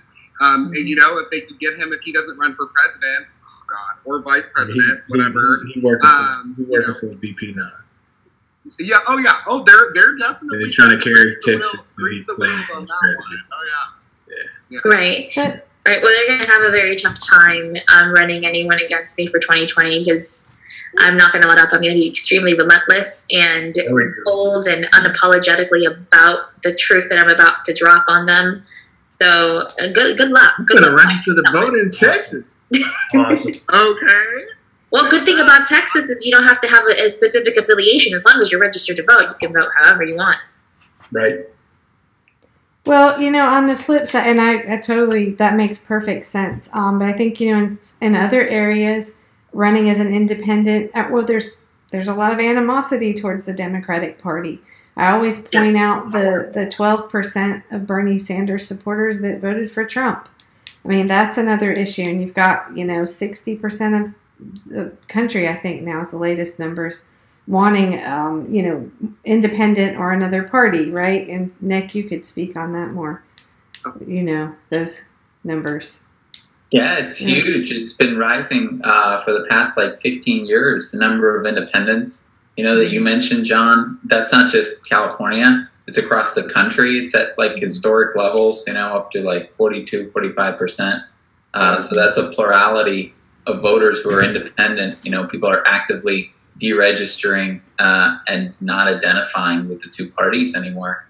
And the number of people who also at the same time, want a major new party is at a record high, like you said, Kelly. So, that's also historic. It's a strong majority. It's 57%. So I know we said no gotcha questions, but I have one for Patty because I remember in our first our interview last year, we said Patty said he was still believed in the Dem exit or Dem enter strategy, and if y'all remember, you recall, I said flat out, no, the Democratic Party needs to die, it needs to burn to the ground, and we need to light the match. So Patty, I just want to ask you, I know we said no gotcha questions, but I want to know, what do you think a year later, because it's been about a year since we sat down, what do you think a year later as far as that goes? I mean, I have the same view. I think you need Dem exit, Dem enter. The Democratic Party gets whatever the population, what people do back. I mean, if their actions drive people to exit the party, those people should exit the party. Mm-hmm. I'm not here to shepherd anyone into the party. I mean, There has to be a consequence for rigging elections, for shitty policies, for, that consequence is up to people to decide on their own. Mm-hmm. But I'm a strong believer in growing a third party, moving for a people's party. Mm-hmm. Without all that pressure on the outside, there's no chance of them making any sort of compromise and making any sort of growth within the party.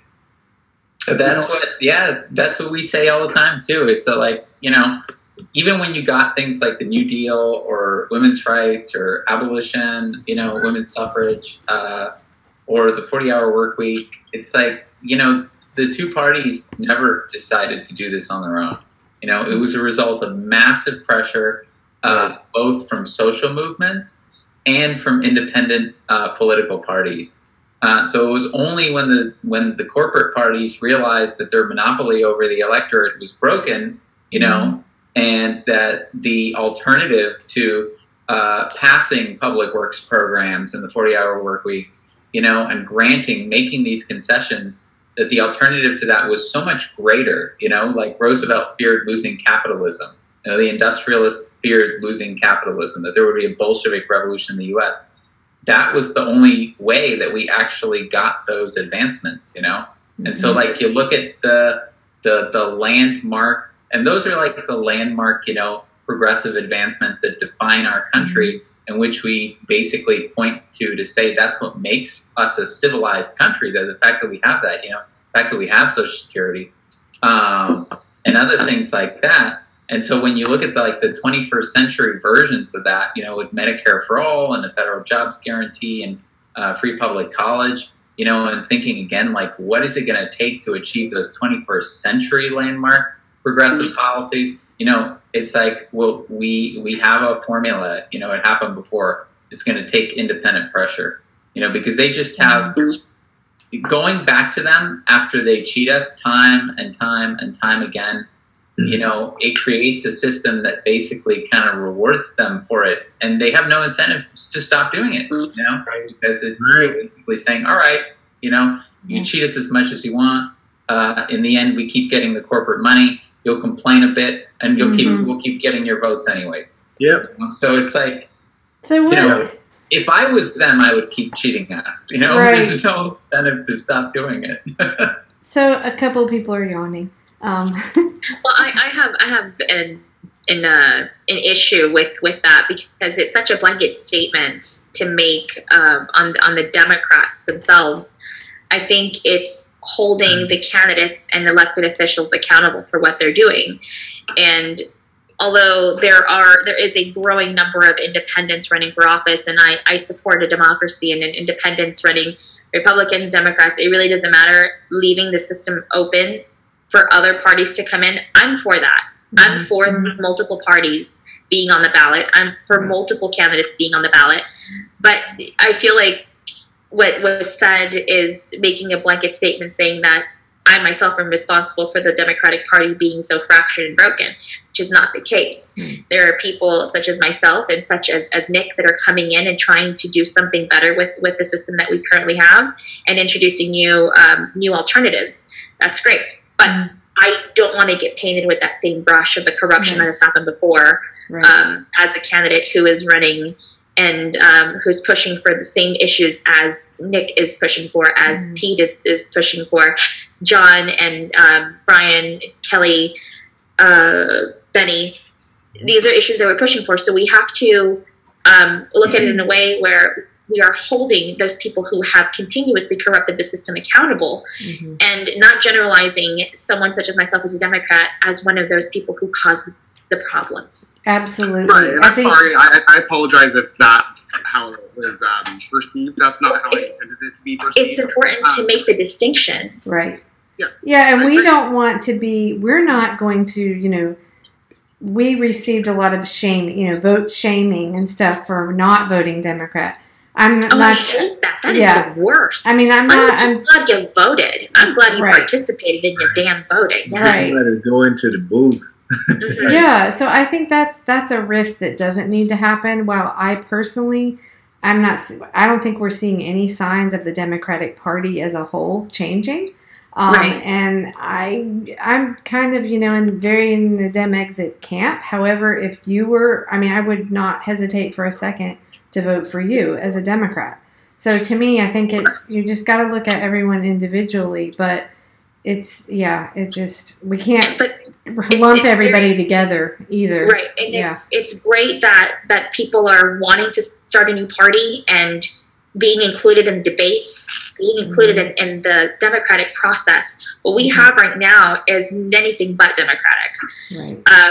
I have advocated for, Jill Stein. Let her, speak. Let her be at the debates, because she put in all this damn time and effort to campaign and earn people's votes. Just getting on the ballot earns you the right to be in those damn debates. And there shouldn't be anyone being censored to speak on that and be included in the process. How else? See, here's what pisses me off, all right? And I'm sorry, I said I curse like a sailor, and I do. Have at it.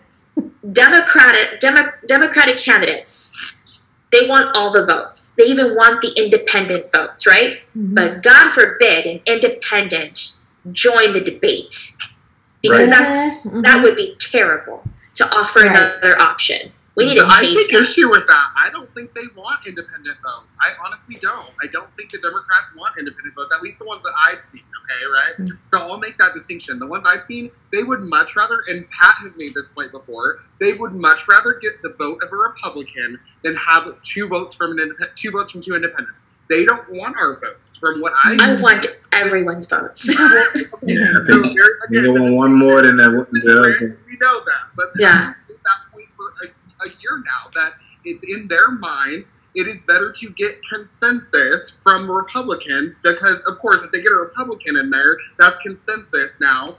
It's better for them to get that than for them to really own up and go for the progressive policies. And not all Democrats are like that. Obviously, we have Ro Khanna, we have really the Ro Khanna.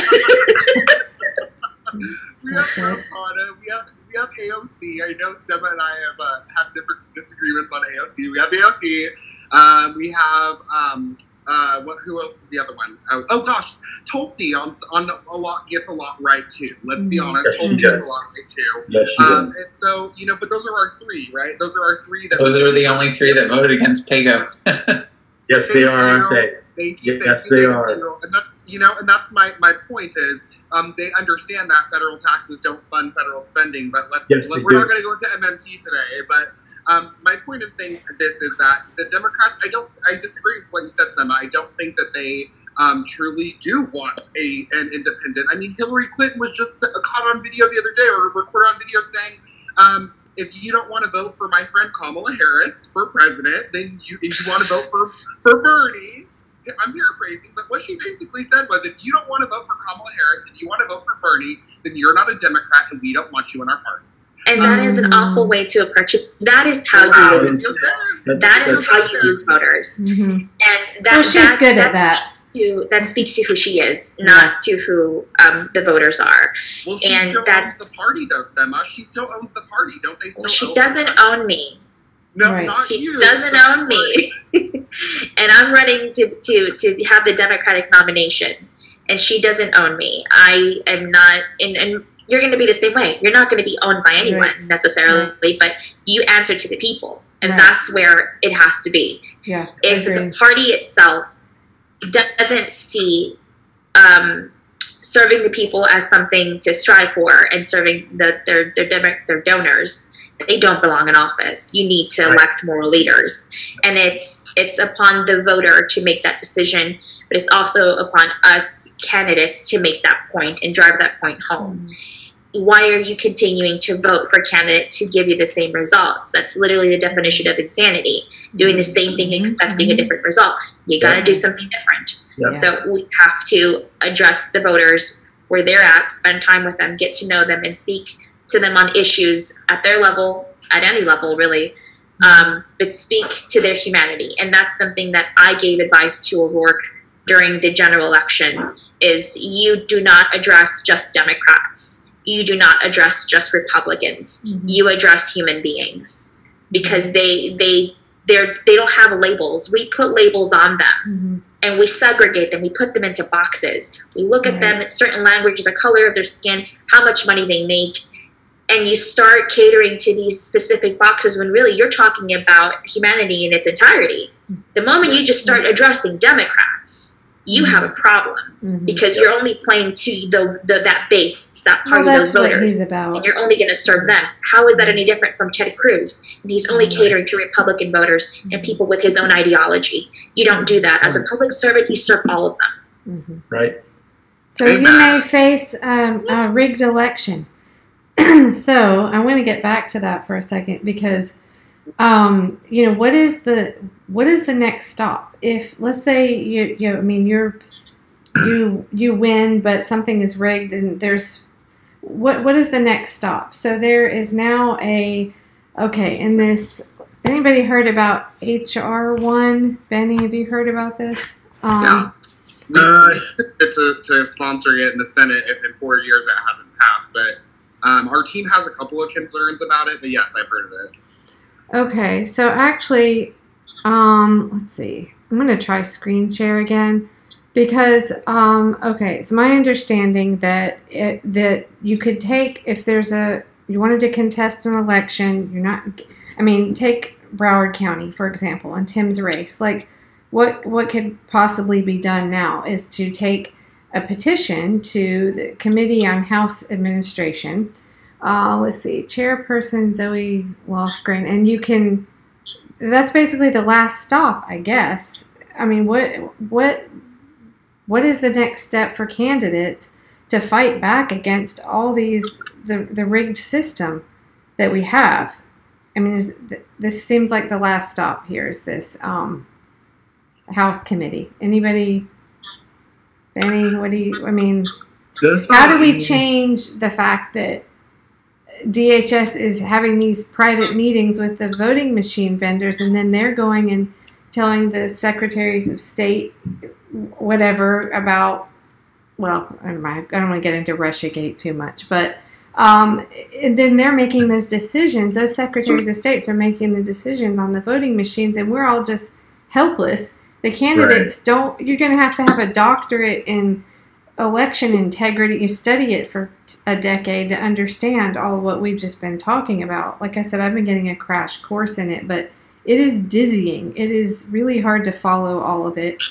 And so what do we do as a group of candidates? What can they do to put that on a platform? And what's the last stop if it looks like there are statistical anomalies and evidence of rigging? What do we do? So I've been working on some solutions. I can't share them. They're kind of in the incubator right now. But the best solutions that I know that's kind of inform why I'm kind of down the path that I'm on now is there has to be an independent check outside of what he is. Right? Does it really matter if you can actually connect with the people, right? And this is especially for you candidates, right? If you had a single precinct that you got, 600 votes in out of 1,200 votes, and you actually talked to 700 people that said that they were going to vote for you. Let's just say that was the. Then you immediately have signed affidavits, and you can challenge that. The problem that I see, and again, the only reason why I know about election integrity, fraction magic, because I'm actually the strategist, right? I'm the person that's saying, look, these are who you need to talk to. These people are going to decide your fate. You have to reach out to these people. And most candidates, they just want to go shake hands, go to parties, go to fundraisers, and put shit in people. That's the first time I could put stuff on the people. Cars in the church lot. They kind of run away from actually connecting with the actual voter. If you can manage to connect with the actual voter, grassroots, or I call it cyber roots, if you can actually connect with those people, you can do another civic, you can do a recall, right? If you actually have the base support to do it, you can recall the person, right? If you lost and you think you won 90 to 10, then you can just perform a recall right away. You just have to reach out. But how? What do you? Well, so I want to clarify that the recall law is not in all states. We have it in California, but Texas, I don't believe Texas has it. Really? That's not a nationwide thing. That is certain states.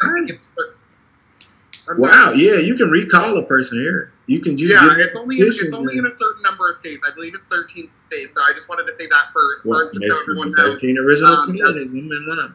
Wow, I did not know that. Wow, that's it's not in the Constitution. The U.S. Constitution does not permit for a recall. In fact, there are constitutionality questions about because, for instance, here in California, we can recall our officials, right, from the city council level up to governor. We can recall our officials. But the California recall law does not apply to the House of Representatives. Why? Because they write the laws. They write it to write themselves out of it. People don't understand parliamentary procedure. The voters don't understand.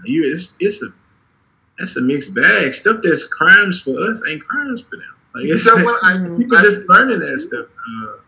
So what would, let's say Sema knows from, all her numbers on the ground, stuff just like Tim did, that, their own polling and then she narrowly loses.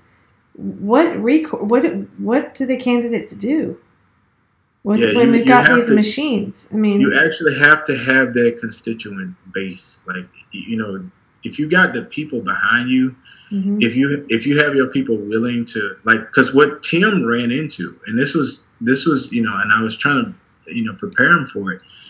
People, once you lose, everybody want to associate themselves with the winner, right? Once you get the check mark in the loss column, right? He would go to people that he knew were his supporters, and they was like, I ain't comfortable telling you how I voted, right? So, you got to have a rapport with the base. It's hard, right? It's not, you have to have some, unless you have some medium. No, I'm not going there. So it's hard. It's hard to do that, but you have to have some way of, and that's why I say, if you could post the ballot images online on the night of the election, then that weeds out a lot of stuff that can happen, because people can just independently go and see. And that's, if you guys look at Dane County, it's like Dane County, Wisconsin. They just post them right, like the election night, boom, we put them all on the line. We don't want to deal with it, right? What New York also does, New York City does, and I did not know this until New York is one. Yep. Until very recently, they have the Office of the Public Advocate, right? So one of Patty and I's our Twitter friends, right, is Nomiki Konst, who worked for Young Turks at one point in time. Right. Well, Nomiki is running for the Public Advocate. I don't see why we don't have a United States Public Advocate, someone who is not a part of any of the branches. Whose exclusive purview and exclusive job duty would be to investigate corruption within the government. There's a host of issues that they could investigate and they could look into. It would be a nonpartisan office. It would be a nonpartisan office. The term could be, the same as the president's term. Why do we not have something like that on a national level? Of course, it would take a constitutional amendment. Of course, I don't think they should be appointed. I think they should be elected. And again, their whole job would be to investigate corruption in the government itself. And so whether that took them to, we have in this city council in my hometown. Speaking of recall, Benny, one of our city councilors is they already started putting out signs for a recall because of corruption. Because they're like, dude, you're up to something. We know you're up to something, and we're gonna prove it. And so the stuff has started coming out on it. And I was there earlier today, and there were recall signs for him everywhere. I know this guy since I was like 16 years old. You see what I'm saying? There should be some sort of other check, like Benny said, of someone who has no skin in the game, who wasn't appointed, doesn't care if they're going to get reappointed because they got elected on their own. They can't be. It shouldn't be whether they're a Democrat or Republican or any of that. It should be that they have the interests of the people in mind. And so that's one of the constitutional amendments that we're looking at. We have like a list of 10 things that we think our constitution needs to be changed on. And that's just one of them. Or they could just, if you can just get it to, oh no, go ahead, Sam. Well, I was going to say, I will be sure to make that a priority when I run for president in 2028. I got to change my registration for that. Hey, you need a VP? Come on,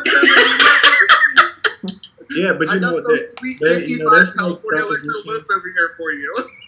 That's like propositions, like the Department of Homeland Security. It wasn't a constitutional amendment. They can create these agencies that do things like this. Yes, they can. We could, but for it to be an elected one, so that's an appointed seat, right?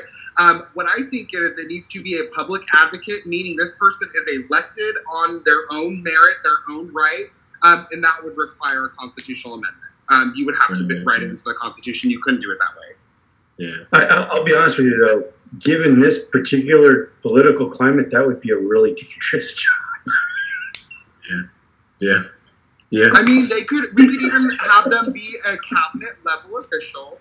They would get we could make it to where they would get Secret Service protection. They would have to, yeah, part of absolutely. Their job. Yes. There are ways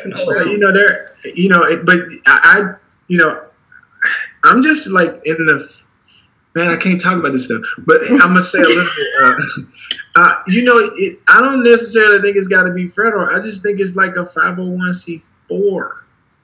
You just have a 501c4, and you do exactly the same thing as a 501c4. Do you guys know that the NFL is like a tax-free organization? Mm-hmm. Yeah. It's you can totally do it. Like you can totally do it. It's just it takes a considerable amount of finances, people that can fund it because it has to happen at a larger scale. Mm-hmm. Some people that can draw a platform, and then some bright minds in the same. You know who has a lot of money lying around that they can put to use? The federal government. Yeah, they got money. Yeah, that's aiming the bazooka right at them, though. So. Well, to have this independent, sort of watchdog group. I mean, that's what I was hoping about this committee on House Administration, that Zoe Lofgren's the chairperson. And so, I was trying to figure out who all was on this, and I actually had to call because I guess it hasn't been fully formed. Like we have, so it's Zoe Lofgren and Raskin from Maryland. I trust her. She ain't about that life. I don't like Zoe. Okay, that's fine. Well, that's no. Let me tell you something. Why I don't trust her, because she is supposed to be this progressive. She's a good one. She's one of us, right?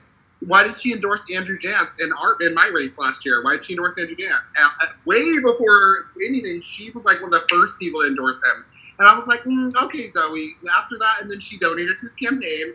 And I'm like, I just have an issue with you, Zoe, because you're supposed to be, she's like Jaya Paul or whatever her name is, Pramila. I'm like, okay, Pago Pramila. I have issues with both of you because you guys say that you're progressive. Mm-hmm. And I'm tired of seeing candidates that say that they're progressive or representatives that say they're progressive. But when it comes down to actually taking a stand and doing something as far as progressive values go, they fold and they try to pivot and be like, but that's not what I meant. And it's like, no, That's exactly what you meant. Right. They changed the language on. That's politics. That's politics. Yeah. It's gotta be like an organization that is created from people, right? You gotta have something that arises like that where it it's you can't infiltrate it as much, because as soon as it comes through government policy, parliamentary procedure is at play. So that means you got to look at everybody. I had this speech that I listened to over and over again. It kept me out of the streets, by Malcolm X, and it was a Dixiecrat, and he outlined the committee system, and I had no idea how government worked until I understood how that committee system worked. There is no way it's not gonna happen, because the committee system ain't none making it to the floor. So anything that's coming through that avenue is not going to happen. It's just not going to happen. They ain't going to put We don't have to take that avenue, though. We could have a... Obama had a super majority. He couldn't get health care. Right. We could have... Because the committee wasn't going to let it out. I don't think... going to let it out of the committee. I don't think it was in him. I honestly don't think... he had 2 years to do that. Wanted it. And, He didn't want it. But so this committee then... The committee chopped that bill up so bad. I have a question for Nick. Straight to the people, if we took it straight to the people, the Constitution lies out two ways for a constitutional amendment, right? The first 66% of the people to vote. Well, but hear me out. So there's two ways to pass a constitutional amendment. Number one, you have the introduced into the House of Representatives. It passes with a certain percentage. Then it goes to the Senate. It passes. Then it goes to the state houses. The other is called a constitutional convention. There's arguments about which way or how about you're supposed to go about it, but basically it bypasses that whole process of the House. You got to listen. Go ahead. I'm gonna let Sema, but you got to listen to what's the guy name? Mark Levine. They've been trying to have a constitutional convention for the last 8 years.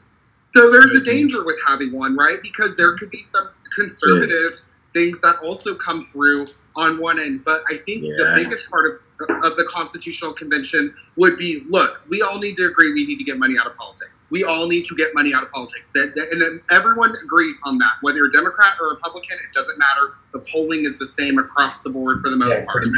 Pretty much. Right, it's pretty much the same. But the other, there's other things that we can also agree on. Corporations are not people.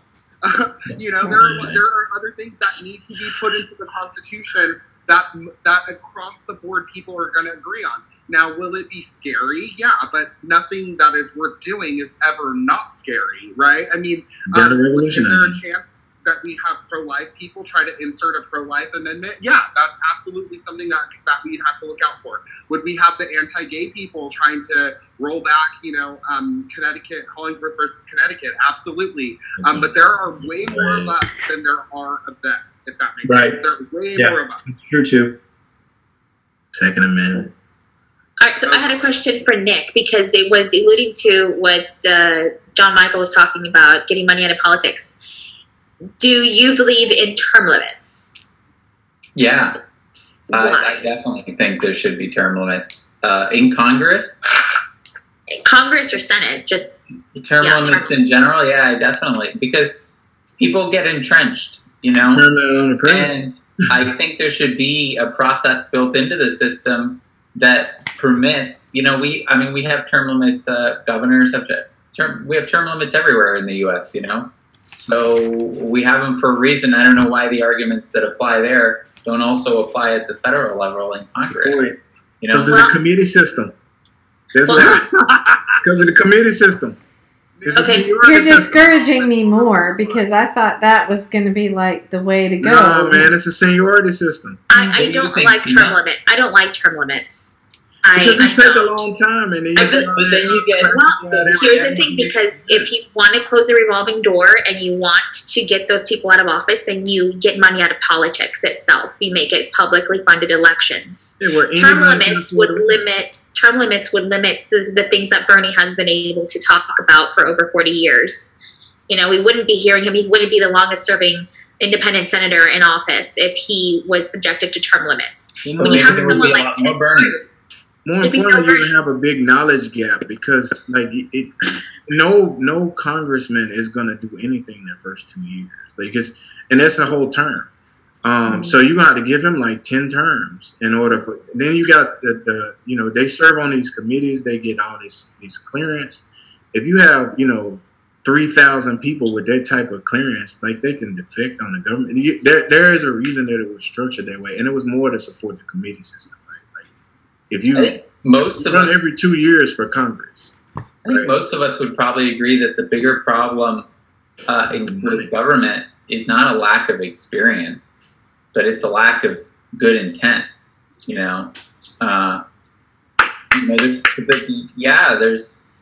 There's plenty of experience, like running working people into the ground and starting wars and passing corporate trade deals and militarizing police and but we don't want that experience. We want people who are just there to serve working people. Yeah, and we would like that as well. Taking the money, how you get overturning Citizens United is one way, and that's an uphill struggle. But I don't think term limits would help the progressive agenda get through Congress, because by the time you figure out how it works, it's time to go. Exactly, and they spend most of the time fundraising, or most of the time trying to for re-election and focusing on legislation. Every politician is afraid of the next election.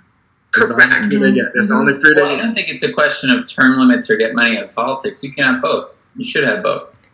No, I would prefer getting money out of politics, because it would definitely help people like AOC and Ro Khanna stay in office longer to continue pushing on the agenda that they were elected you gotta have that chess match. You got, man, it'll be a turnover every time because you gotta find new people. Like everybody don't want to serve like that. And that's every 2 years. Like think about. I think you could replace Congress with a randomly drawn sample. Hey, look, far better job. Think about it. I think if you serve 2 terms in Congress, you make like $50,000 for the rest of your life. So I don't think I'm not going to speak for Nick, but when I think of term limits, and I'm a firm advocate for them, I'm thinking, look, if you're in Congress for 20 years, you've had enough time.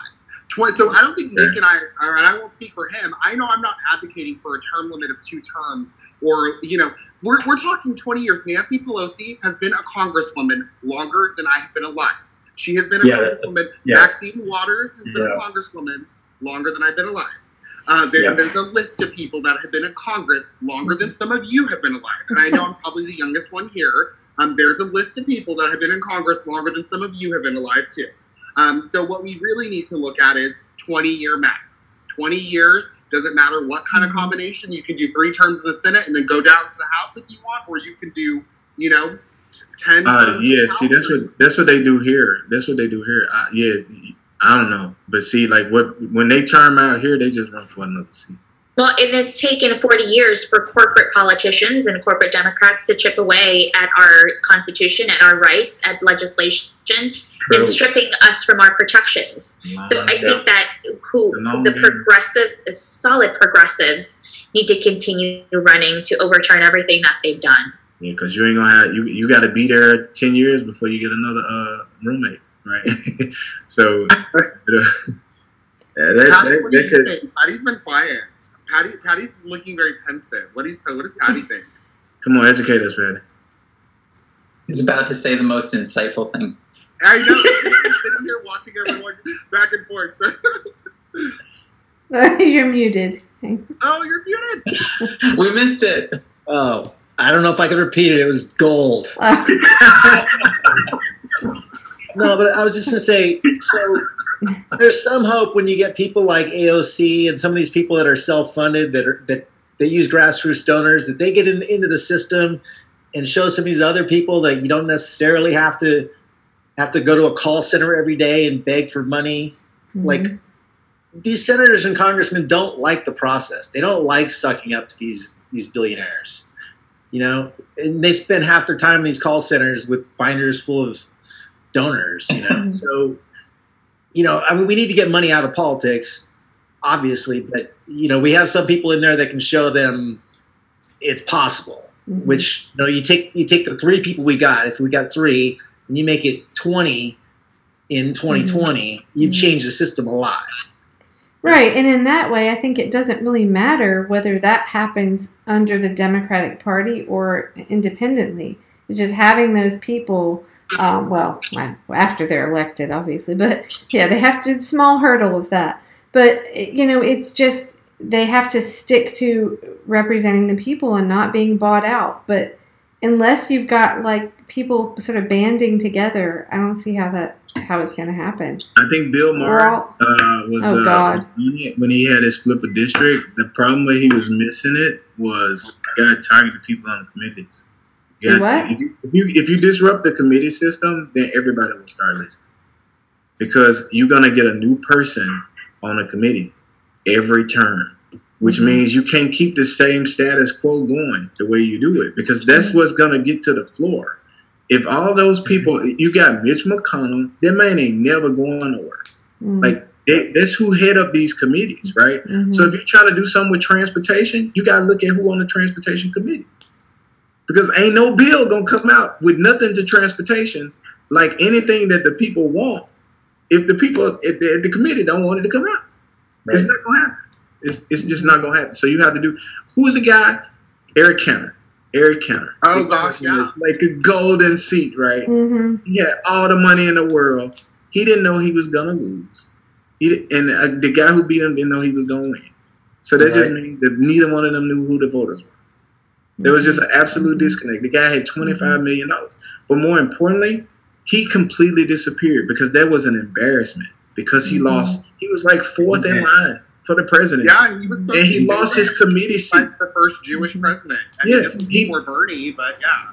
He lost his committee seat, and everybody was like, "You moron," and we haven't heard from him since. He took a Wall Street job for like $500,000 a year. You know, got to one of those cushy revolving door jobs. Got to. He ended up on K That's Street. what money in politics does. He ended up on K Street somewhere, but he would never run for nothing else. So, what do y'all think about like the lobbying ban, or instituting something along the lines of, hey, look, when you leave Congress, these are the list of industries you cannot go work in for 7 years. Like a non-compete? Yeah, like a non-compete. That was wasn't that on Trump's platform? I think it was. I think it was on Trump's, yeah. I think you're right. Yep. I mean, I'm just saying, he doesn't get much right, but a broken because he understands it. Yeah. He understands. Right. All the politicians that are no longer in office, they come back as lobbyists. They know the system. They know exactly what's Street. Right. Yeah. We need to definitely ban those damn lobbyists on the Hill. Mm-hmm. Oh, yeah. Because they know how to write I'll go back to parliamentary procedure. The lobbyists write the bills. The lawmakers don't write them. The lobbyists write them, and they hand it to them. Yes. And it'd be so favorable to them, and that's why you pay a lobbyist to do it. No, and you have a point, because normally the lobbyists, the Congress people that leave office, they go straight to K Street. They go to the firms that lobby to the committee, right? Because they're gonna write the bill for you, so you can write the way you want. Have all the language in there that you don't have to enforce. So JM and everyone else on this call, and everyone else watching in the social media universe, it would be awesome if we as candidates and grassroots supporters did a FOIA request on the candidates that we are going to primary or go up against in the general election. To see who they've met with in office, who has written with lobbyists, and see how they've been spending their time serving their donors. Oh, I would love to see that's great. And then look at the bills that they sponsored, and look at how they favor the industries of the media. Correct. Yeah, as well. Correct. Let's weaponize what they've done against them. Oh, yeah. It's all in the There you go. Have a 6-pack and some pizza and go through Kamala's records with me, Daddy. Oh, yeah. Anytime. Then watch when they send the bill to committee. Watch how the language wasn't in the bill that I wrote, but then the committee let it out with the bill with the language in there that you want.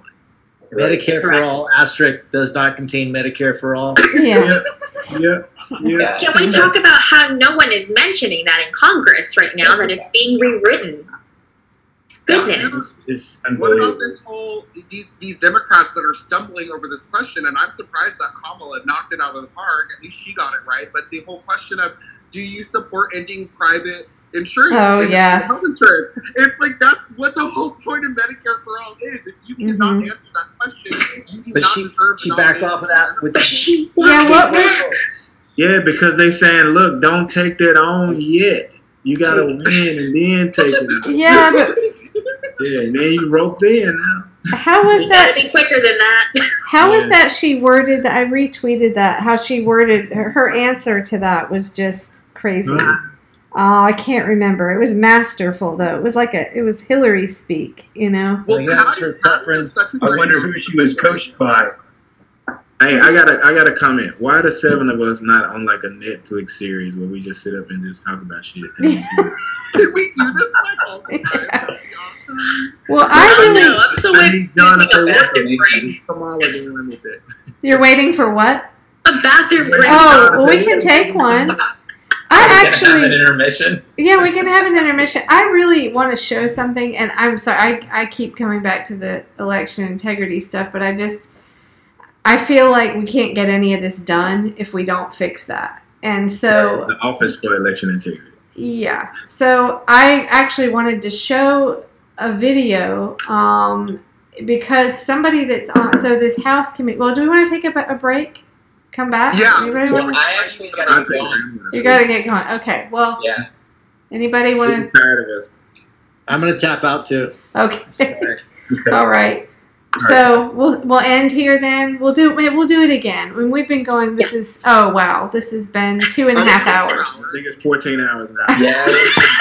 That's how these go. We need time limits.